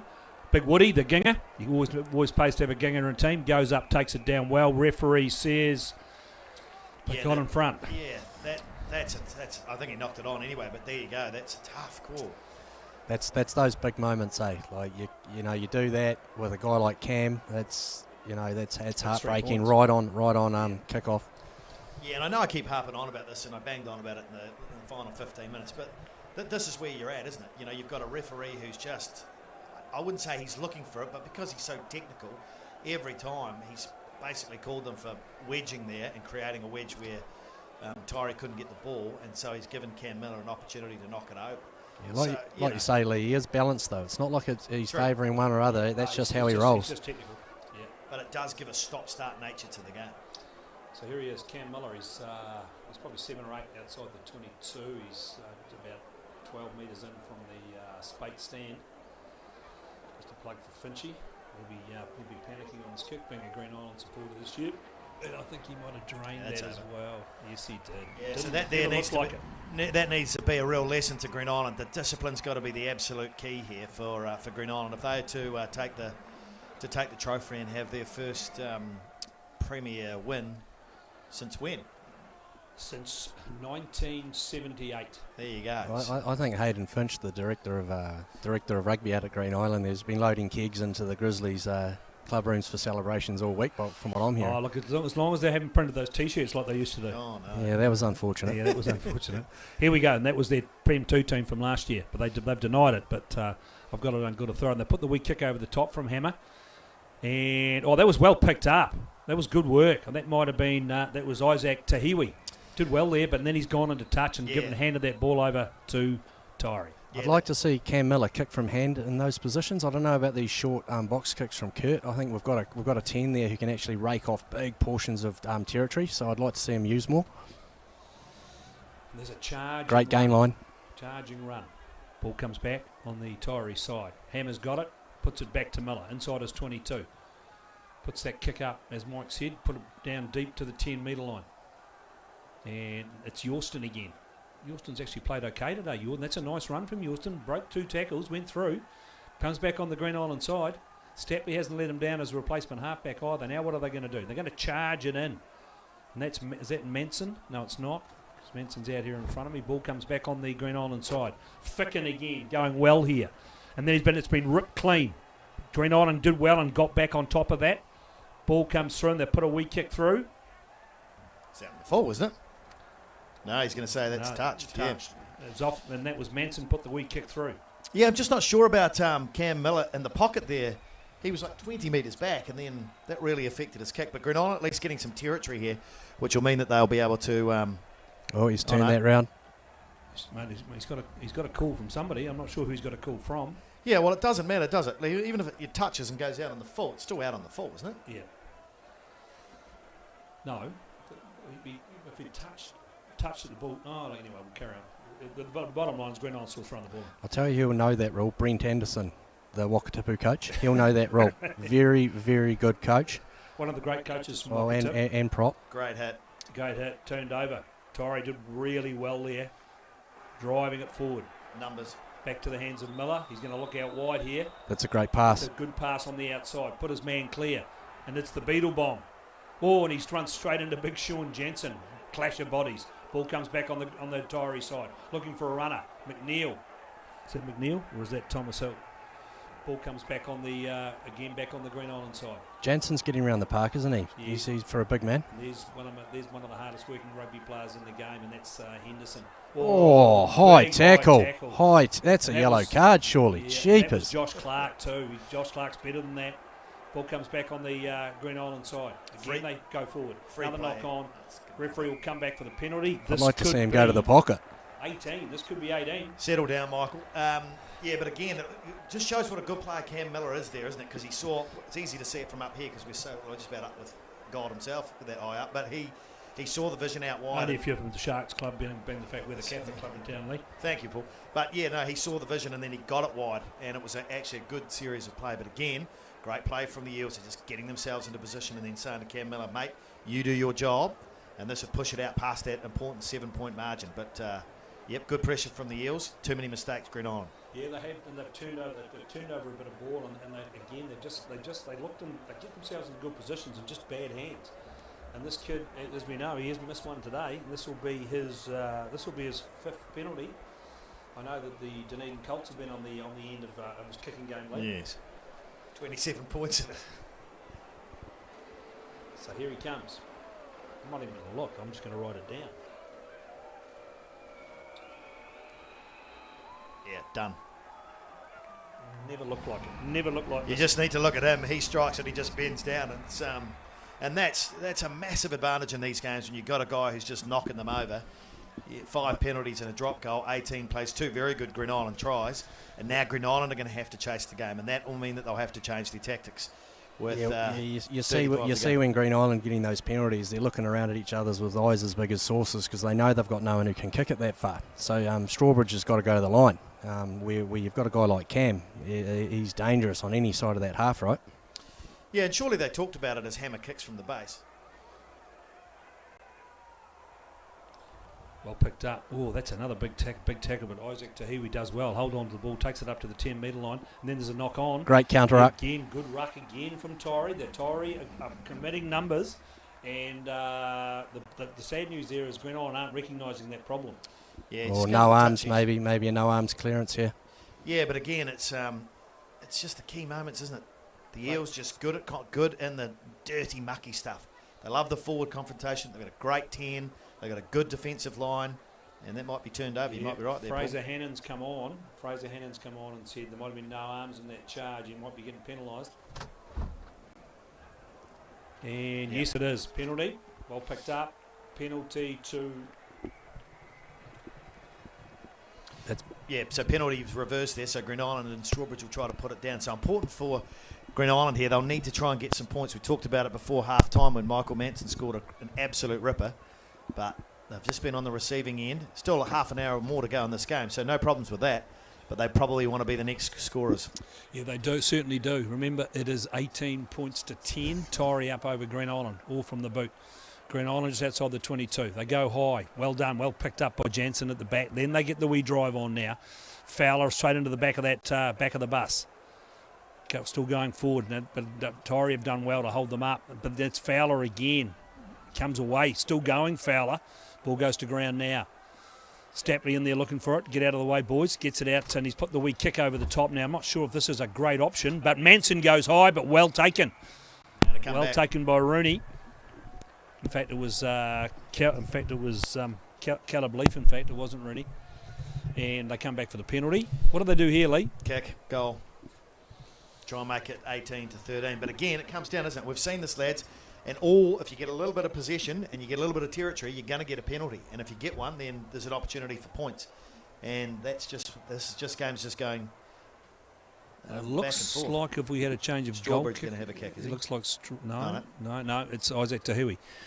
Look, I mean, and for Tahiwi's state of mind, look, he's missed 2. And as I said to you, this kid's been kicking at 80 to 90. He's been kicking at close to 90% this year. I've seen games where he just doesn't miss. So for his confidence, he needs to kick this.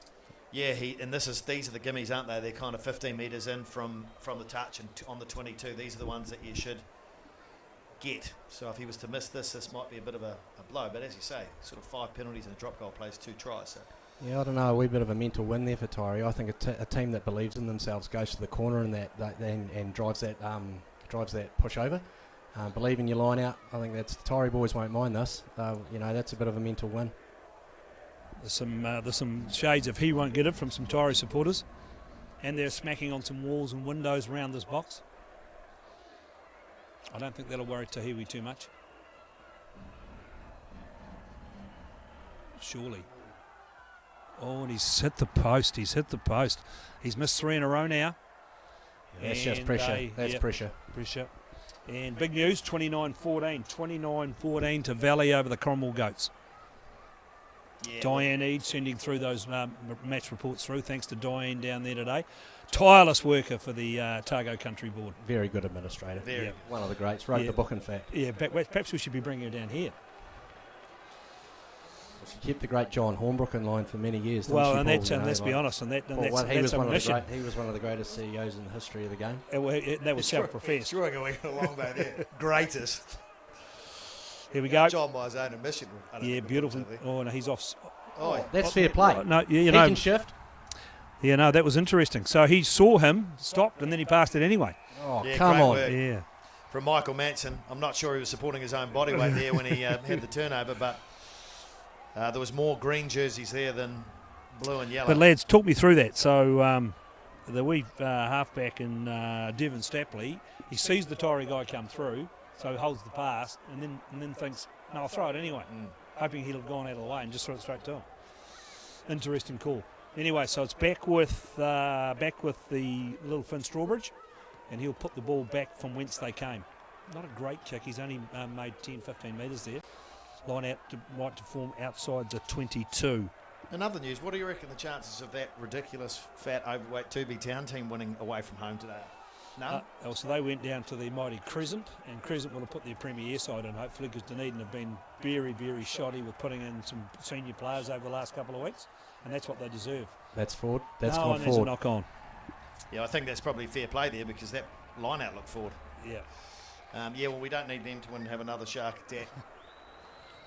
I think the little General Greg O'Brien will be looking after the social festivities in that bus on the way home. Has anyone seen O'Brien today? Has one little kidney pumping away, flat stick. Yeah, well, the word on the street is that this is how ridiculous some of those old guys at Dunedin are, namely Ross O'Connell, the little General, and Gary Cronigan, have driven a van down to Crescent. They're going to leave the van there and come back on the bus. Now, that's three needy 60-year-olds. That's just classical excess from the Sharks. Yeah, it is. That's just excess. Anyway, and they'll be the silliest three people on that bus.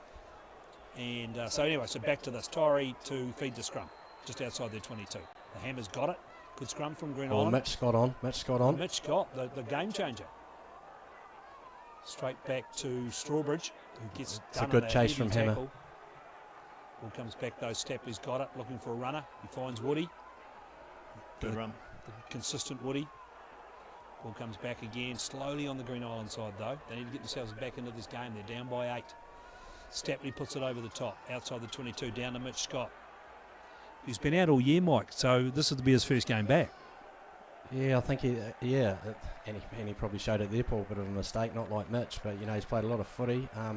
Tends to come right by the end of the year. He did it last year. He came in and played a final and played well from memory. Yeah, very well. He's quality, mate, and he's, as I say, we've got a good bench. It'll just be to see how that impacts as the game draws on. Yeah, and it's experience, isn't he? He's played a lot of rugby, and you can't beat that experience with sort of half an hour to go and an 8-point lead. Would have been interesting what was said, how to handle Manson. He's a real threat out wide here, isn't he? I'd like to see them pushing harder on him. That's a good run from Jake Tahiwi. Then he fires a very interesting pass. He didn't really need to throw that, and the referee's going to penalise him. Yeah, and Taieri got over the top. He put 21, who's come on there, just throw me that, but he put him under all sorts of pressure, and he was already going to ground. So it was an easy turnover there for Will Ngatai, who was on hand. And Ngatai's been good in the loose today. Is that big pats on the back from Leroy Ferguson there? But again, you see, not taking those opportunities. That missed kick from Isaac Tahiwi, and now Cam Miller just pumps it down into the Green Island. Yeah, they've certainly got to get some points on the board, and because they're just playing into Taieri's hands. Taieri are just playing a really, really controlled game. They'll play the touchlines now. A few hands on hips in that Green Island side now. I'll be interested to see when Dino goes to his bench. That didn't look very straight, but anyway, referees let that go. Ball comes back on the Taieri side. And Mitch Scott finds a wee hole, goes through. Marika Parker all over him. Should have been a penalty there. If you're going to give a penalty, that was the time to give it, but no. Yeah, they're all blowing up about that. Lolo makes a wee hole, goes through, comes back on the Taieri side. The Hammer gets muscled by Woody. Ball comes back, picked up again by number 3, Kieran O'Sullivan. Buries himself away on the tight. Ball comes back on the Green Island side, just inside the 10-metre line. Boys just getting into their work here, just taking their time, being calm. Is that Brody Hume that's come on there? Ball comes back to Henderson. He goes to ground. It could have been Brady Robertson. Ball comes back to Mitch. They go wide. That was not many numbers out here. Ngatai wrapped up. But again, they did well. They protected the ball well there, the 2 or 3 Taieri guys that got there. Again, they take a wee charge forward. Goes to ground, comes back on the, looking for, if they could have given it to Mitch Scott, he was through that hole. And away they go here, they're straight through. Nice run from Lang. Up to Robertson, back to the hammer. But the hammer's not, somebody's knocked that on. Ball comes back on the Green Island side. Looked really dangerous there, Taieri. Yeah, good patience from Taieri there. They moved it from side to side. As Mike mentioned, they were short on the left-hand side, but great work from Ngatai to recycle that quickly. And then back they came, but they're just playing with ball in hand here, and they're controlling the rucks, and that is the key to this game with 25 minutes to go. Control the rucks, make sure you've got possession and you're not turning it over. You look at their body language from Green Island now, there's some big breaths getting sucked in there. I think Dino needs to ring some changes. He gets some men on. Final score from the Valley, Clutha Valley 36, the Goats 14. Just a bit of run out of condition. They've only played for 3 weeks, the Goats, and they had quite a few injury problems. There we go, Bob Martin. This is a good move from Jace. Bob Martin he'll lift the speed of this game up. So Bob this is Martin's a good move. Come on to replace the hammer. Yeah, what was the selection around him not starting ahead? I know Hammer's an experienced campaigner, played in a lot of finals, particularly 11, 12, 13, around that era. But Bob Martin's pretty, he was close to the Targo selection a year ago. Probably, mate, it comes down to experience, right? Jace has made that call. He's made that call around. He needs guys that he can trust in those really tight moments. I think Kurt's done well, but I think this is a great timely sub to bring on a guy like Bob. As I said, he's a bit of Aaron Smith. Aaron Smith can change the speed of the game. And like I say, I see the Green Island guys, the body language in that side now. I think Bob could really put them to the sword here. It's interesting because he's had another injury-plagued year, of course.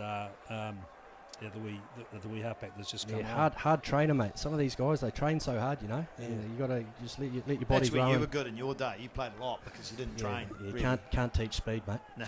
Speed in a kicking game, natural kicking game. So Stapley to feed the scrum just inside the 22 on the 15-metre line.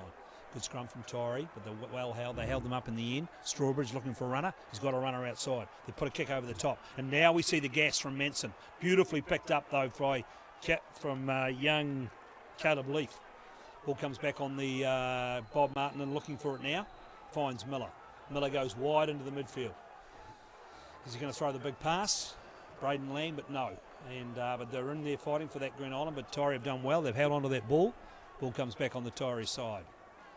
Looking for a runner. And goes to ground. Not sure who that is. I'll come back to that in a minute. Ball comes back. Referee says harsh. Penalty. Sealing off, I think, the call there. Yep. So, but this is we hark back to that. Like if it was our man Cameron Miller, he'd be having a shot at goal here. Again, these boys are forced to go to the corner. Yeah, it's just kind of punch and counter punch, isn't it? But Taieri have got the upper hand with 23 to go. But a try could change that. That's a tidy kick from Strawbridge. Yeah, very good kick. Yeah, I watched him play earlier on this year when Ben Smith played with him, and Strawbridge was probably the best game I've seen him play. His tactical ticking that day on a greasy pitch out at the toolbox was unbelievable. So Fowler to throw to this line out. They've done well. They've got the ball. It was the big number 6, Ollie Haig. They're driving them towards the touchline here, but now they've pulled it away. They're into the midfield with Jake Tahiwi. Tahiwi's been strong, still strong. Good carry, Jake Tahiwi. They've held him up, though. They've held him up. What's the referee going to say? No, ball comes back. They were lucky to get that back. Woody Kirkwood drives it forward. The never-ending engine man. Josh Clark is partner in crime. He goes to ground. Ball comes back on the Green Island side. Stapley looking for a runner. He's found Tahiwi again. What's he going to do? Only knows one way, Tahiwi. Holds it up well. Gives us time for his forwards to get there. Jake Fowler. Oh, that's a nice tackle from Henderson coming up quickly. Ball comes back. Again, they drive hard. Josh Clark again. Good drive here. They looked finally some good work from these boys. Kirkwood. They need to get some numbers here, though. Ball comes back to Stapley. They go wide again. He's looking for a runner. Doesn't normally do that himself. They didn't let him go. That should be a penalty. Ball comes back on the Green Island. Still comes back on the Green Island side. Didn't release in the tackle. I can't believe John O'Brien missed that. Ball comes back. Fowler again. He's given it up, Fowler. Fowler's just given that away. Ball comes back on the side. What does the referee say? Knock on. Yeah, the problem that Green Island had in that entire phase there, Paul, was that they didn't commit any of the Taieri. So Taieri had a great line, and they were only having to commit 2 or 3 to the ruck, whereas Green Island were having to put 3, 4, 5 in to recycle it. So when it came out, they really had few options, and they just ended up going from side to side. And in the end, that was easy for the Eels, and eventually the turnover came. So they're going to have to be a bit more inventive of that if they want to get in behind the Taieri line. Yeah, I think that this is what's got Taieri through the last playoffs, the last few weeks. You know, it's been their D. Like, the boys will love that. You can just run at them all day. They don't mind at all. I think Jake Taieri, the second 5 for Green Island's been very good today, Paul. I think he's been getting that gain line all the time. But yeah, no, like I say, the Taieri boys, they believe in their D, they believe in each other. So that was good. That was a good example of that. Yeah, and in the game today, Pup, you just can't just go from side to side and expect to make a break. You might clean break, but it would be unusual. Yeah, that was a big scrum there. That was a big scrum. It's been pretty solid all day, but yeah, the Green Island put a good shove on there. Right, so they're going to reset. Remember, it's still 18 to 10. 18 to 10. There's 21 minutes to go, and really Green Island need to put some points on the board. Well, they need to be the next scorers. If they're not, they're in trouble. Even if Taieri are unable to knock over another penalty and make it 21-10, that's really going to hurt. So still plenty of time though. 20 minutes to go. There'll be some winners' T-shirts out at Green Island. There'll be at they'll, the Mike Casey fan club. They'll all go. Oh no, at Green Island, I'd say they're all hanging in the sheds, mate. They'll be there ready to get put on. Isn't that the worst thing you can do? I'm hoping that you know the Taieri boys actually this year will go into the Green Island have got to come to you. Will it? That'll be the test. Well, no, we're always very good in that space. Always very good. You got to be respectful. I've had to remember. I've had to remind you boys that a few times over the years. I think you would have remembered Broome Kirk and I coming out PD that year. You tipped us up. Yep, and you won the drinking race. Yeah. Righto. So here we go. So he's given a short arm penalty here. What are we going to do? So Miller is going to kick it away to touch. Yeah, it's a little moment, isn't it? You know, it's again an opportunity missed for Green Island with 20 minutes to go, 18-10 down, having to now chase the game. They'll start to look at the clock shortly and to go, we've got to try and do something. So this will be a more changes for Taieri. This will be a Green Island feed. Looks like this could be Brody Hume hitting the track here now. Brody will add something as well, mate. He's a tough kid. Yeah, he's great player. Been here before many times. I think Green Island, I think the young boy Manson needs to get off his wing a bit and get his hands on the ball in broken play. I think that's the most lethal attacking weapon if you've got a winger who can kind of get involved where a winger doesn't usually get involved. Because the interesting thing about him, because I watched him last year when he played for Green Island straight out of school, and he didn't come off his wing at all. But this year he scored 15 tries in club rugby this year, and he's come off his wing. But you're right, currently he's not doing enough. Oh, he's got the jet shoes though, right? Oh, that's a knock on. Straight into the hands, and away we go. They're spinning their ears back now, Taieri. They take it up towards the 22. They go to ground, looking for runners, and they found it in Henderson. Offside. He's a mile offside. Referee says let it go. A ball comes back. I think Green Island may have stolen that. It's come back on the Green Island side. Well, that's an unbelievable call. None of those players retreated behind the line in defence. I don't know. Is Ralph Perkins' budget constraint? No batteries in the touchy mics. That could be it. And they put the kick over the top from Stapley. Comes down towards the halfway. Well done again by Caleb Leaf. He's done that well, taking the ball down. Ball comes back on the Taieri side. Referee says penalty. No, what's he done here? Reversed it. Yeah, well, he's had a crack. He's reversed that against Henderson. I couldn't quite work out what that was for. Yeah, well, that's dumb from Henderson if that's the case there, because he had an opportunity and Miller might have looked at the post then and made it even more difficult for Green Island. But they were a bit unlucky there, Taieri. That was a great run, and they had numbers out left, and Green Island never retired and should have been picked up. So we go to the line out. What was that for, boys? Was that cynical? Well, he might have. I think after the whistle, he may have taken somebody out at the ruck, because he did come running through that ruck. He may have taken somebody out. We don't have the advantage of replay. We haven't got to replay screens on the ODT coverage. Well, we haven't got any screens, let's be honest. Well, we're not in screens. We don't need screens. We're looking at the game.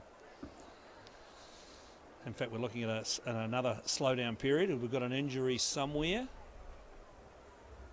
I'm just not sure who's actually injured.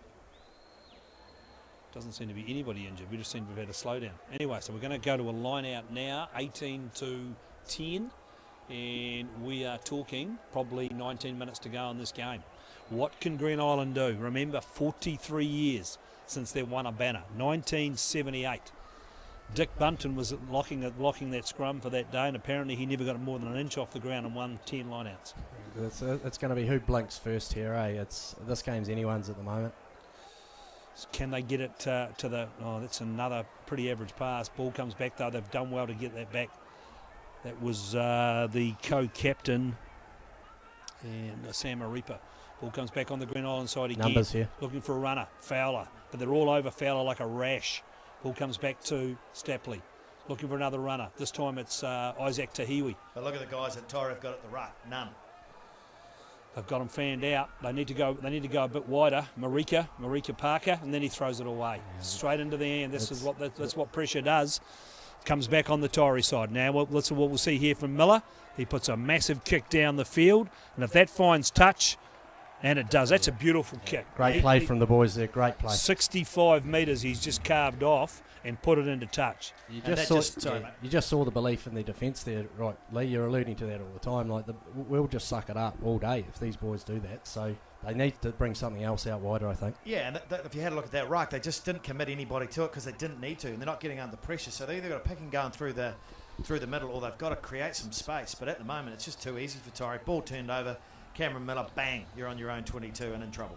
I've just seen a ridiculous text from the sports editor of the ODT who wants to know, are either of these teams brave enough to play Curragh in the Highlanders Club Rugby final? Yeah, well, that's just silliness. Absolute silliness. They could bring Hayden Parker down by himself. He could play. Well, I think those boys, they haven't stopped since they got the great Josh Reid. He'll be just cruising around the hinterland somewhere, waiting with his shield like a turtle shell on his back. Isn't he the captain? Right. Yeah, big moment in the game here, fella. 17 minutes to go. Taieri have got a scrum inside the 22. Pete Merrilees playing his 7 millionth game, and if Taieri were to score now, she'd be all over. But Taieri, Green Island just need to hang in here if they can get themselves down the other end, kick a penalty that, as we've talked about, with Michael Manson on the wing. They've got a guy that can go the length. They've got a guy that can score from nowhere. So they're not out of it, but at the moment they've got to do more than they are. Right, so Pete Merrilees they've left the little hooker still on, and Jake Fowler, so he's come in and replaced Marika Parker, who had in the first half had replaced the big man himself instead of any Tupou. So he's gone into prop. Pete's been playing prop though, hasn't he? He has. He's more playing prop. He's been more playing prop than hooker. Yeah, well, you have to get around the field at hooker. He's probably Pete's like, I don't want to be doing too much. But he'd be a good old age now, Pete Merrilees. I did a rugby chat with him 2 weeks ago, lads, and I think he told me he was 38. And that's pretty good effort to still be going at this stage. He's played 250 games, or close to 250 games for Green Island and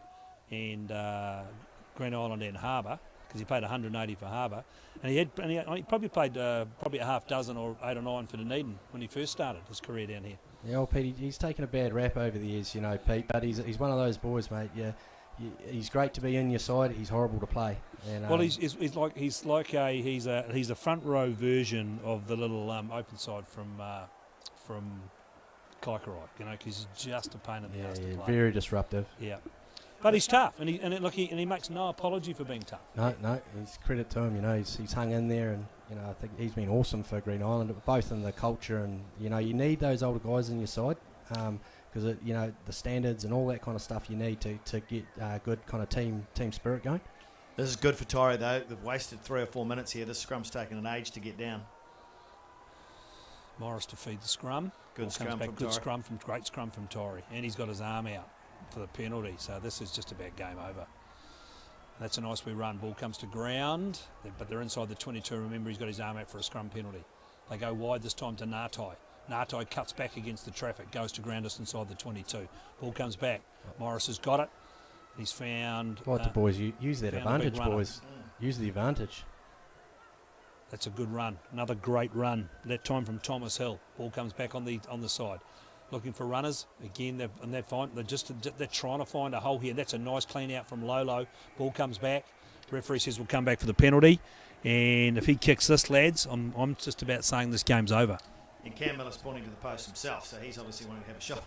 But again, that's the difference there. But you talked about Michael Manson, so it's good work from Mitch Scott coming off his wing and just providing that extra pace that got. And I know they turned it over, but he got in behind Green Island there. And that caused them some trouble, and that's to the point, he's only a young guy, Michael Manson and a bit to learn, but that would be one of the things. He's got tremendous pace and the ability to break tackles and get in behind. But you saw Mitch there, off his wing and adding something different, carrying the load for your side. That's what you need your wingers to do. You know, the days of the winger sitting out on the lily pad waiting for the flies to fly to him, it's not there anymore. So yeah, good work by Mitch Scott. Got a bit over the gain line. Yeah, so this is look. You don't want to put the commentator's curse, but for a goal kicker of Cam Miller's class, this here's just kick it and you drink it. Good view from here, boys. We're right down the gun barrel. We're right down the gun here. So Cam Miller, only a metre outside the 22. He's 14 metres in from touch on the north stand side of the field. Comes in, and you can just about write your own check, son. Write your own check. 21 to 10. He kicked that so far over the black dot that if the posts were half the size, he still would have kicked it over. And that's going to make things very tough now for Green Island. They've got to score two tries, in fact, and one of them converted to win the game with 12 minutes to go. That's a tough ask. I think there's only one bloke in that side, mate. Manson has to get the ball in his hands. He has to create. He has to have a crack.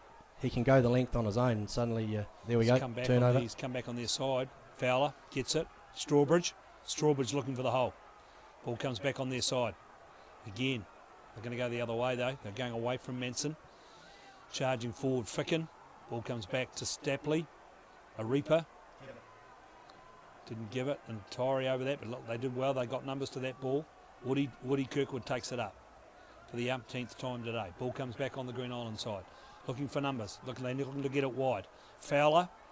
Oh, this nice wee offload to Fowler to Jensen. Another nice wee offload to... And there's the penalty. Penalty coming. And that, of course... Put it in the corner. But this is, again, that's to your point, Mike. That's where Manson should now be looking. They've got in behind. Okay, how can I get involved here? Because at last they breached the defence of Taieri, slightly got in behind them, and they had an opportunity if some space opened up. He needs to come off his wing then. Well, he needs to get this out on the 5 metre line. They really have to put it on the 5 metre line here to give themselves a chance and see if they can set up a drive for this line. They have to score here.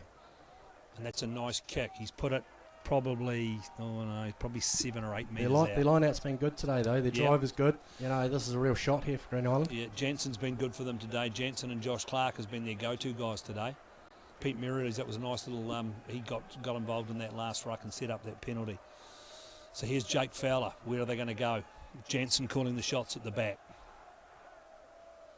Here they go to Josh Clark, right in the middle. Can they get a drive on? Taieri got there quickly. They wrapped it quickly. It's at the back. Jake Fowler's he's right on the bus here. He's got his arm out for a penalty, but they don't need a penalty. They need to score.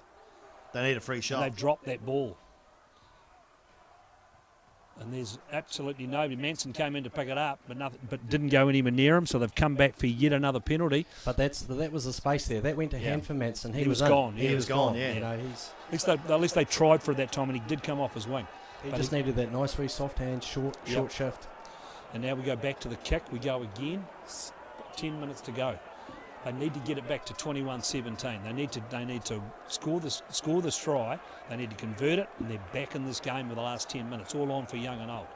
Like to see that, and then may the best team win at the end of that. Well, this is a must score. Okay, so we go to the line out. Where do they go? They go to Josh Clark again. The safe hands of Josh Clark. Now they look to drive. Good defence from Taieri. They're crabbing them across the field. They're going nowhere. Now they've got it straightened up. It's a wee bit untidy. They've broken away on that far side. They go at the line. Good defence from Taieri. That may not come back. Yes, it is. And that's Merrilees driving at the line. Ball comes back on the Green Island side. They need to get over here. They need to be hungry. Fowler's looking for it. They've picked it up. It's Jensen. Ball goes to ground. Another penalty coming. What are they going to do here? I think they've got to pick and go again. Stapley's looking for it. Jensen goes again. Goes to ground. They're only 3 metres away. Stapley looking for it. He's got Tahiwi looking for it out wide. They go at the line. Again, great defence from Taieri. They wrap that up. Ball comes back again. Again they go. He's over. He's over. Merrilees may have scored that try. And it was. There it is. The oldest man on the field. Gets over and scores the try. They're back in the game. Kick to come. That's a great effort from Green Island there. Well constructed, stayed patient, and awesome for Pete there to get over. Got the big arm out. Yeah, well, he's added a bit, hasn't he? Since he's come on, he's got them over the gain line. He's got them and made the Taieri defence a little bit more difficult. They were just too static. But he's got them some go forward ball, and that's created some opportunity for them. They had to score there, as Paul said. 8 minutes to go. This is an important kick. If he can knock this over to bring it to 21-17, then they're only a strike away, as opposed to this poor old Taieri having to knock it over inside the last 4 or 5 minutes if Green Island were to score. Handed it to Strawbridge. Yeah, we've changed goalkeepers. Yeah. Strawbridge is having his first kick for the day. Yeah, this is a big ask, isn't it? You know, there's 8 minutes to go. You need to knock this over. Any day of the week on the training park, you put this over. Today it's a bit harder, right? Yeah. Like this is just pressure. But it's a meat and drink kick with the Taieri fans banging on the fence out the back window here. In comes Strawbridge, right down in front of us. Can he put it through to get it back to 17? He's done it. Good work. Good kick. Yeah, good conversion. 21-17. I'd like to see the Taieri side go deep here. Go deep, trap them down in there. Like, you look at this game, boys. Anytime anyone gets in the 22, they get points, eh? So, like, that's the nature of the game these days. So, yeah, I think we've got to go deep. We've got to trap them down there. We've got to back our D. And by the way, John O'Refs, you're going to get a penalty. So, correct. The wee short kickoffs. I just don't know if they do that in this game. They need to. There's a pocket down there with Finn Strawbridge. You push him down there. He's only going to put it out at about the 40, and you're away. Yeah, and what they know is that Green Island have got to score. So, to your point, they've just got to knock it deep and then back their D, which has been good all day, and then hope they get a turnover. Hope that they get a turnover, and then Cam Miller just knocks it over, and then that makes it particularly difficult. So interesting tactics, but I think you're right. That's what they're going to try and do. Corey Rapini just comes onto the field, and they do put it down towards the 22. Somebody's waiting that big, the big Woody Kirkwood. So this is a key moment. How they exit here is really key to what's going to happen. They need another runner here. They're not going to run. I think they're going straight to the kick, and Stapley's going to kick himself, and that's a terrible kick. That's a terrible kick.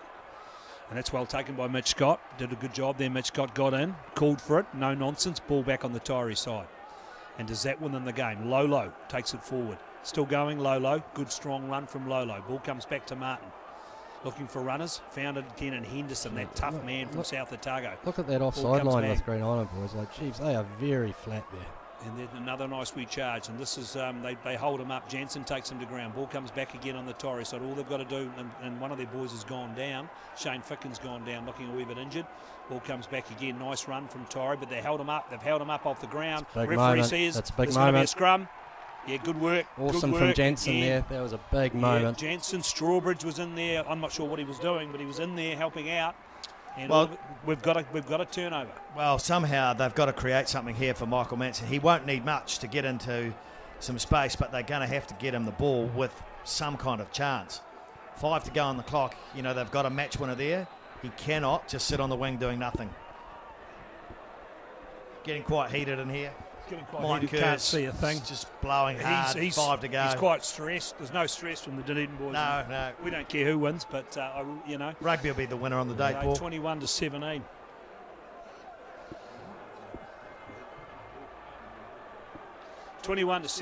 Here we go. Time running down. Can they score? Stapley to feed the scrum. Good scrum from Green Island. Taieri putting some weight on now. Penalty. Ooh, penalty. Massive call. Big call. So Strawbridge needs to put it down. If he could get down to the 22 here, that would be a pretty good look for them. He's got to put it out, I think.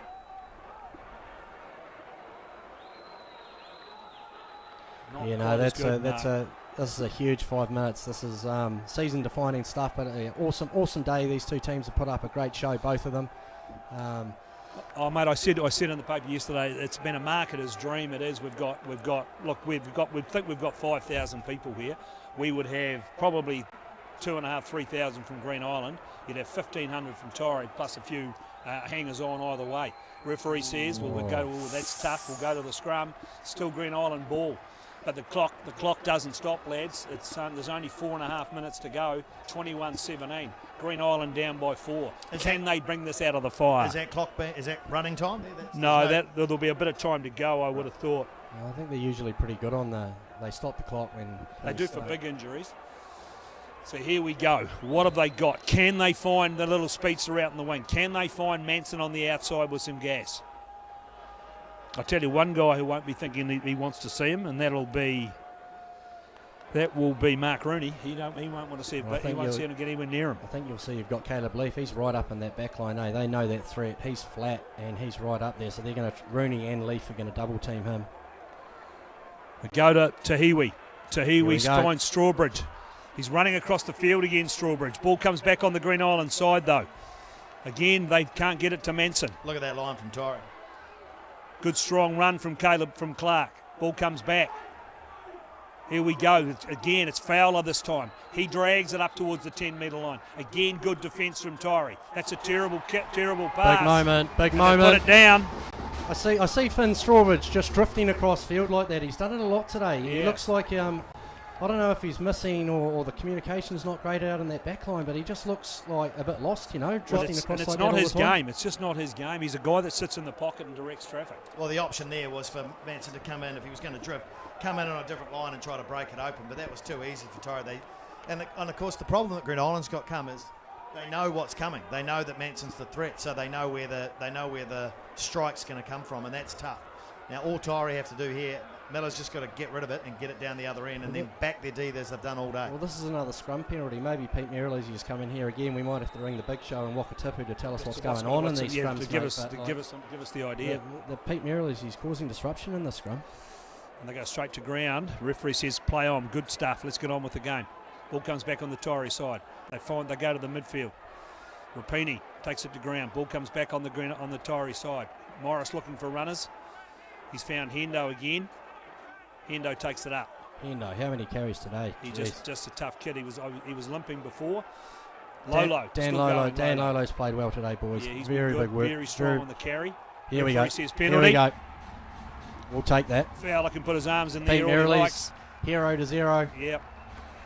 So now we're down to 2 minutes of running time, team. Yeah, I think that you just take the 3. Yeah, well you take the 3, but you put it right back into the stands. Make them take the 22. It's a free shot. Yeah, it is a free shot. He kicks this, you win. Plus, he knows it'll take a minute to. The most important thing with this kick, though, is that he whacks. To your point, hits it as hard as he can, because if he misses it, then they'll get the ball back from the 22. If it goes short, and that's why Green Island should be going back, it could go short. What do we got? Michael Manson going in underneath the posts. This will be his 7th penalty of the day, lads. He's not missed a kick today. He's right on halfway. He's 50 metres out.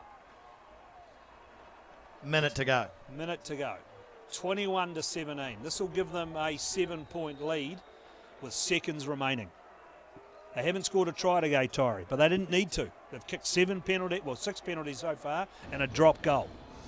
Comes in. I think he's short. He is short. It was on target, but it was short. So what are they going to do? They've got a long way to go. Here we go. Manson fires a wide pass. Looking for a runner on the outside. Found it, then threw the ball straight to Taieri. Who is that and man that's a in the green pass. boots? What was he thinking Who there? is that man? Well, Manson created the space. Might have been Yorston. He swallowed a chicken bone. Exactly. He just needed to come back in, and if he got tackled, then at least they could recycle it. That's just a gimme. Taieri they'll clock this in and then boot it out, and that'll be the end of that. Hold on, boys. Report coming in from the big show, the Wakatipu. Pete Merrill, shoulder blow, hips, going straight down, should be penalised in scrums. Yep, Thank you, Brent. Brent Anderson. The man we couldn't do without him. Well, no, I think he needs to be the next expert comments down here, Peter. Time up. We're going to get him up. This is a nice drive from Taieri. Bob Martin just checking to see. Driving towards the 22. I think this is game over, lads. They've kicked well it a done, touch. Taieri. What does John O'Bredden say? John O'Bredden says that's it. That's 21-17. That's the thing for the GI hype train. You earn a final, you just don't get one. 6 penalties to Cam Miller, 1 drop goal to Caleb Leaf against 3 tries from Green Island, but they're hanging their heads. And the Taieri boys are in the huddle, and they are smacking each other on the back, and so they should. They were clinical today, lads. Very clinical indeed. Yeah, they were, mate. But I think credit to Green Island. Geez, they got to keep their heads up. I think you look at the good boy Jansen there. He put in a huge shift today. He should be really proud. I think the whole club should be really proud of what they've done. This is the biggest game in Dunedin, right? This is Taieri versus Green Island. Credit to all the players really out there who have been able to absorb that pressure and perform. We hug there from Dino and Jace and Eric V, which is good to see from the coaches. They're not taking it quite as seriously as the players.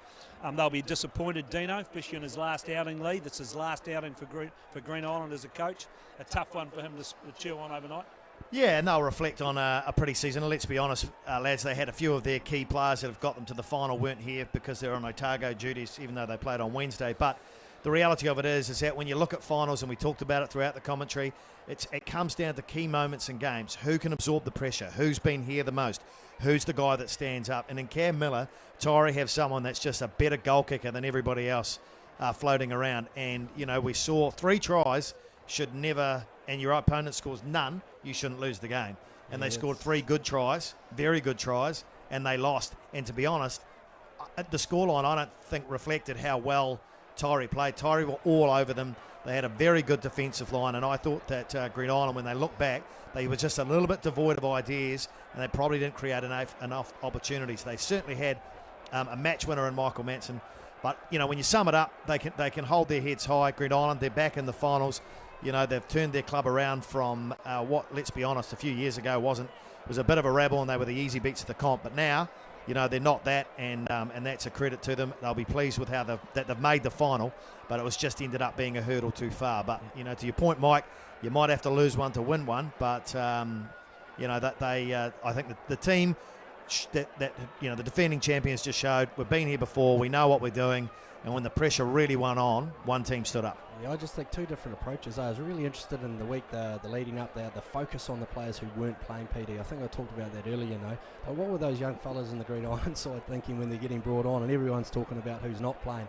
That's what I thought Taieri this week. You know, we lose a Sam Fishley. He's a big part of our team, but we just got on with it, you know. And I think the pressure that you mount on players and the hype around the social media and all that kind of stuff, like, they just looked a bit scared, especially in the backs today. Well, you can't, because every club knew in March that this was the way that it was going to go. That come finals time, if you had players that were representing Otago, there you would touch and go. You would touch and go whether they were going to be playing. So everybody comes in. You can't moan about it now and go, oh well.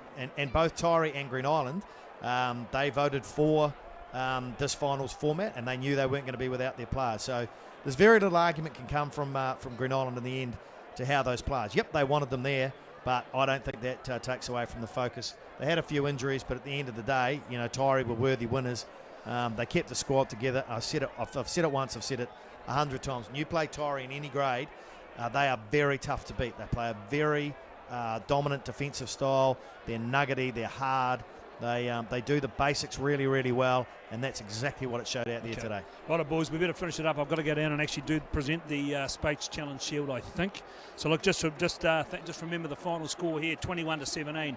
Taieri win for their 2nd consecutive banner. Just thanks to Garador, Mitchells, Roslyn Mowers and Heating, Mr. Heat Pump Cleaner, Fred's Fencing, Trade Assist, Salmac Insulation, Steam Mail Building and Liquorland. And thanks to my 2 co-comments men.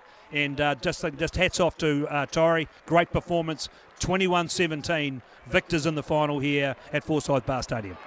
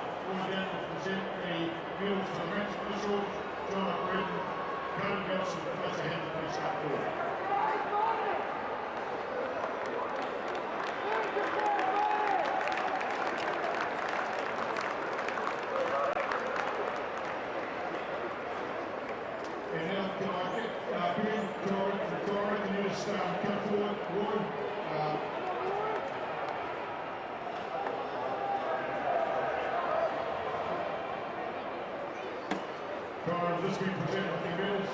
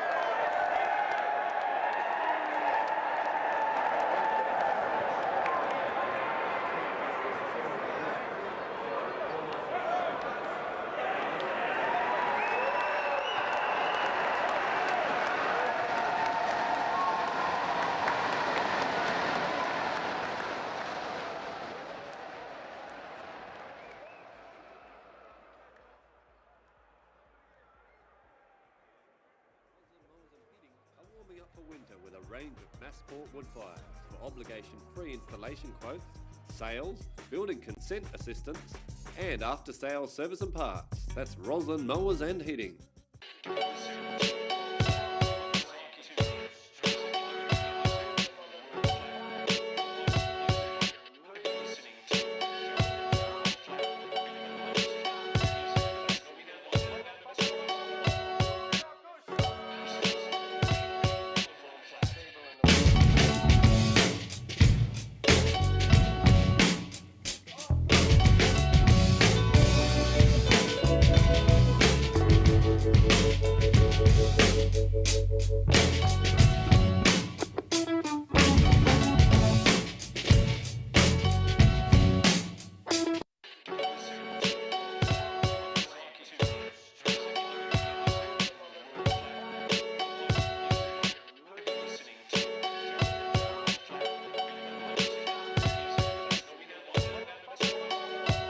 Fred's fencing got started back in the day when we had to import some steel cattle yards for our local rodeo club, and I saw an opportunity there, and everyone thought they were really good value and well made. Basically, once you get started, you can make them into any configuration you like. They're very cost effective. Freight is no issue. We can deliver them right to your farm, right to your site. That in a nutshell is what Fred's fencing is. Feel free to ring me at any time, and I'm just only too happy to have a chat with you.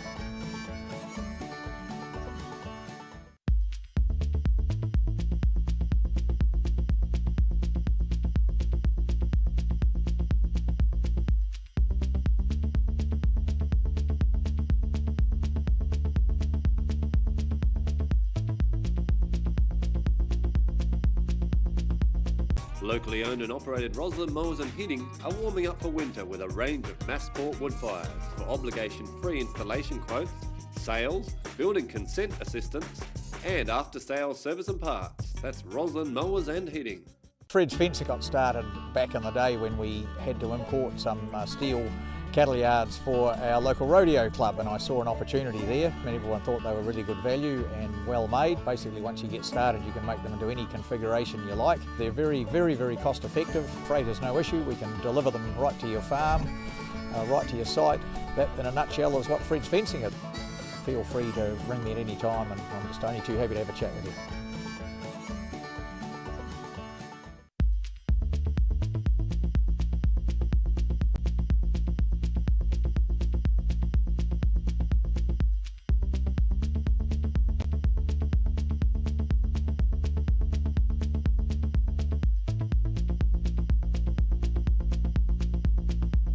Locally owned and operated Roslyn Mowers and Heating are warming up for winter with a range of Massport wood fires for obligation-free installation quotes, sales, building consent assistance, and after-sales service and parts. That's Roslyn Mowers and Heating.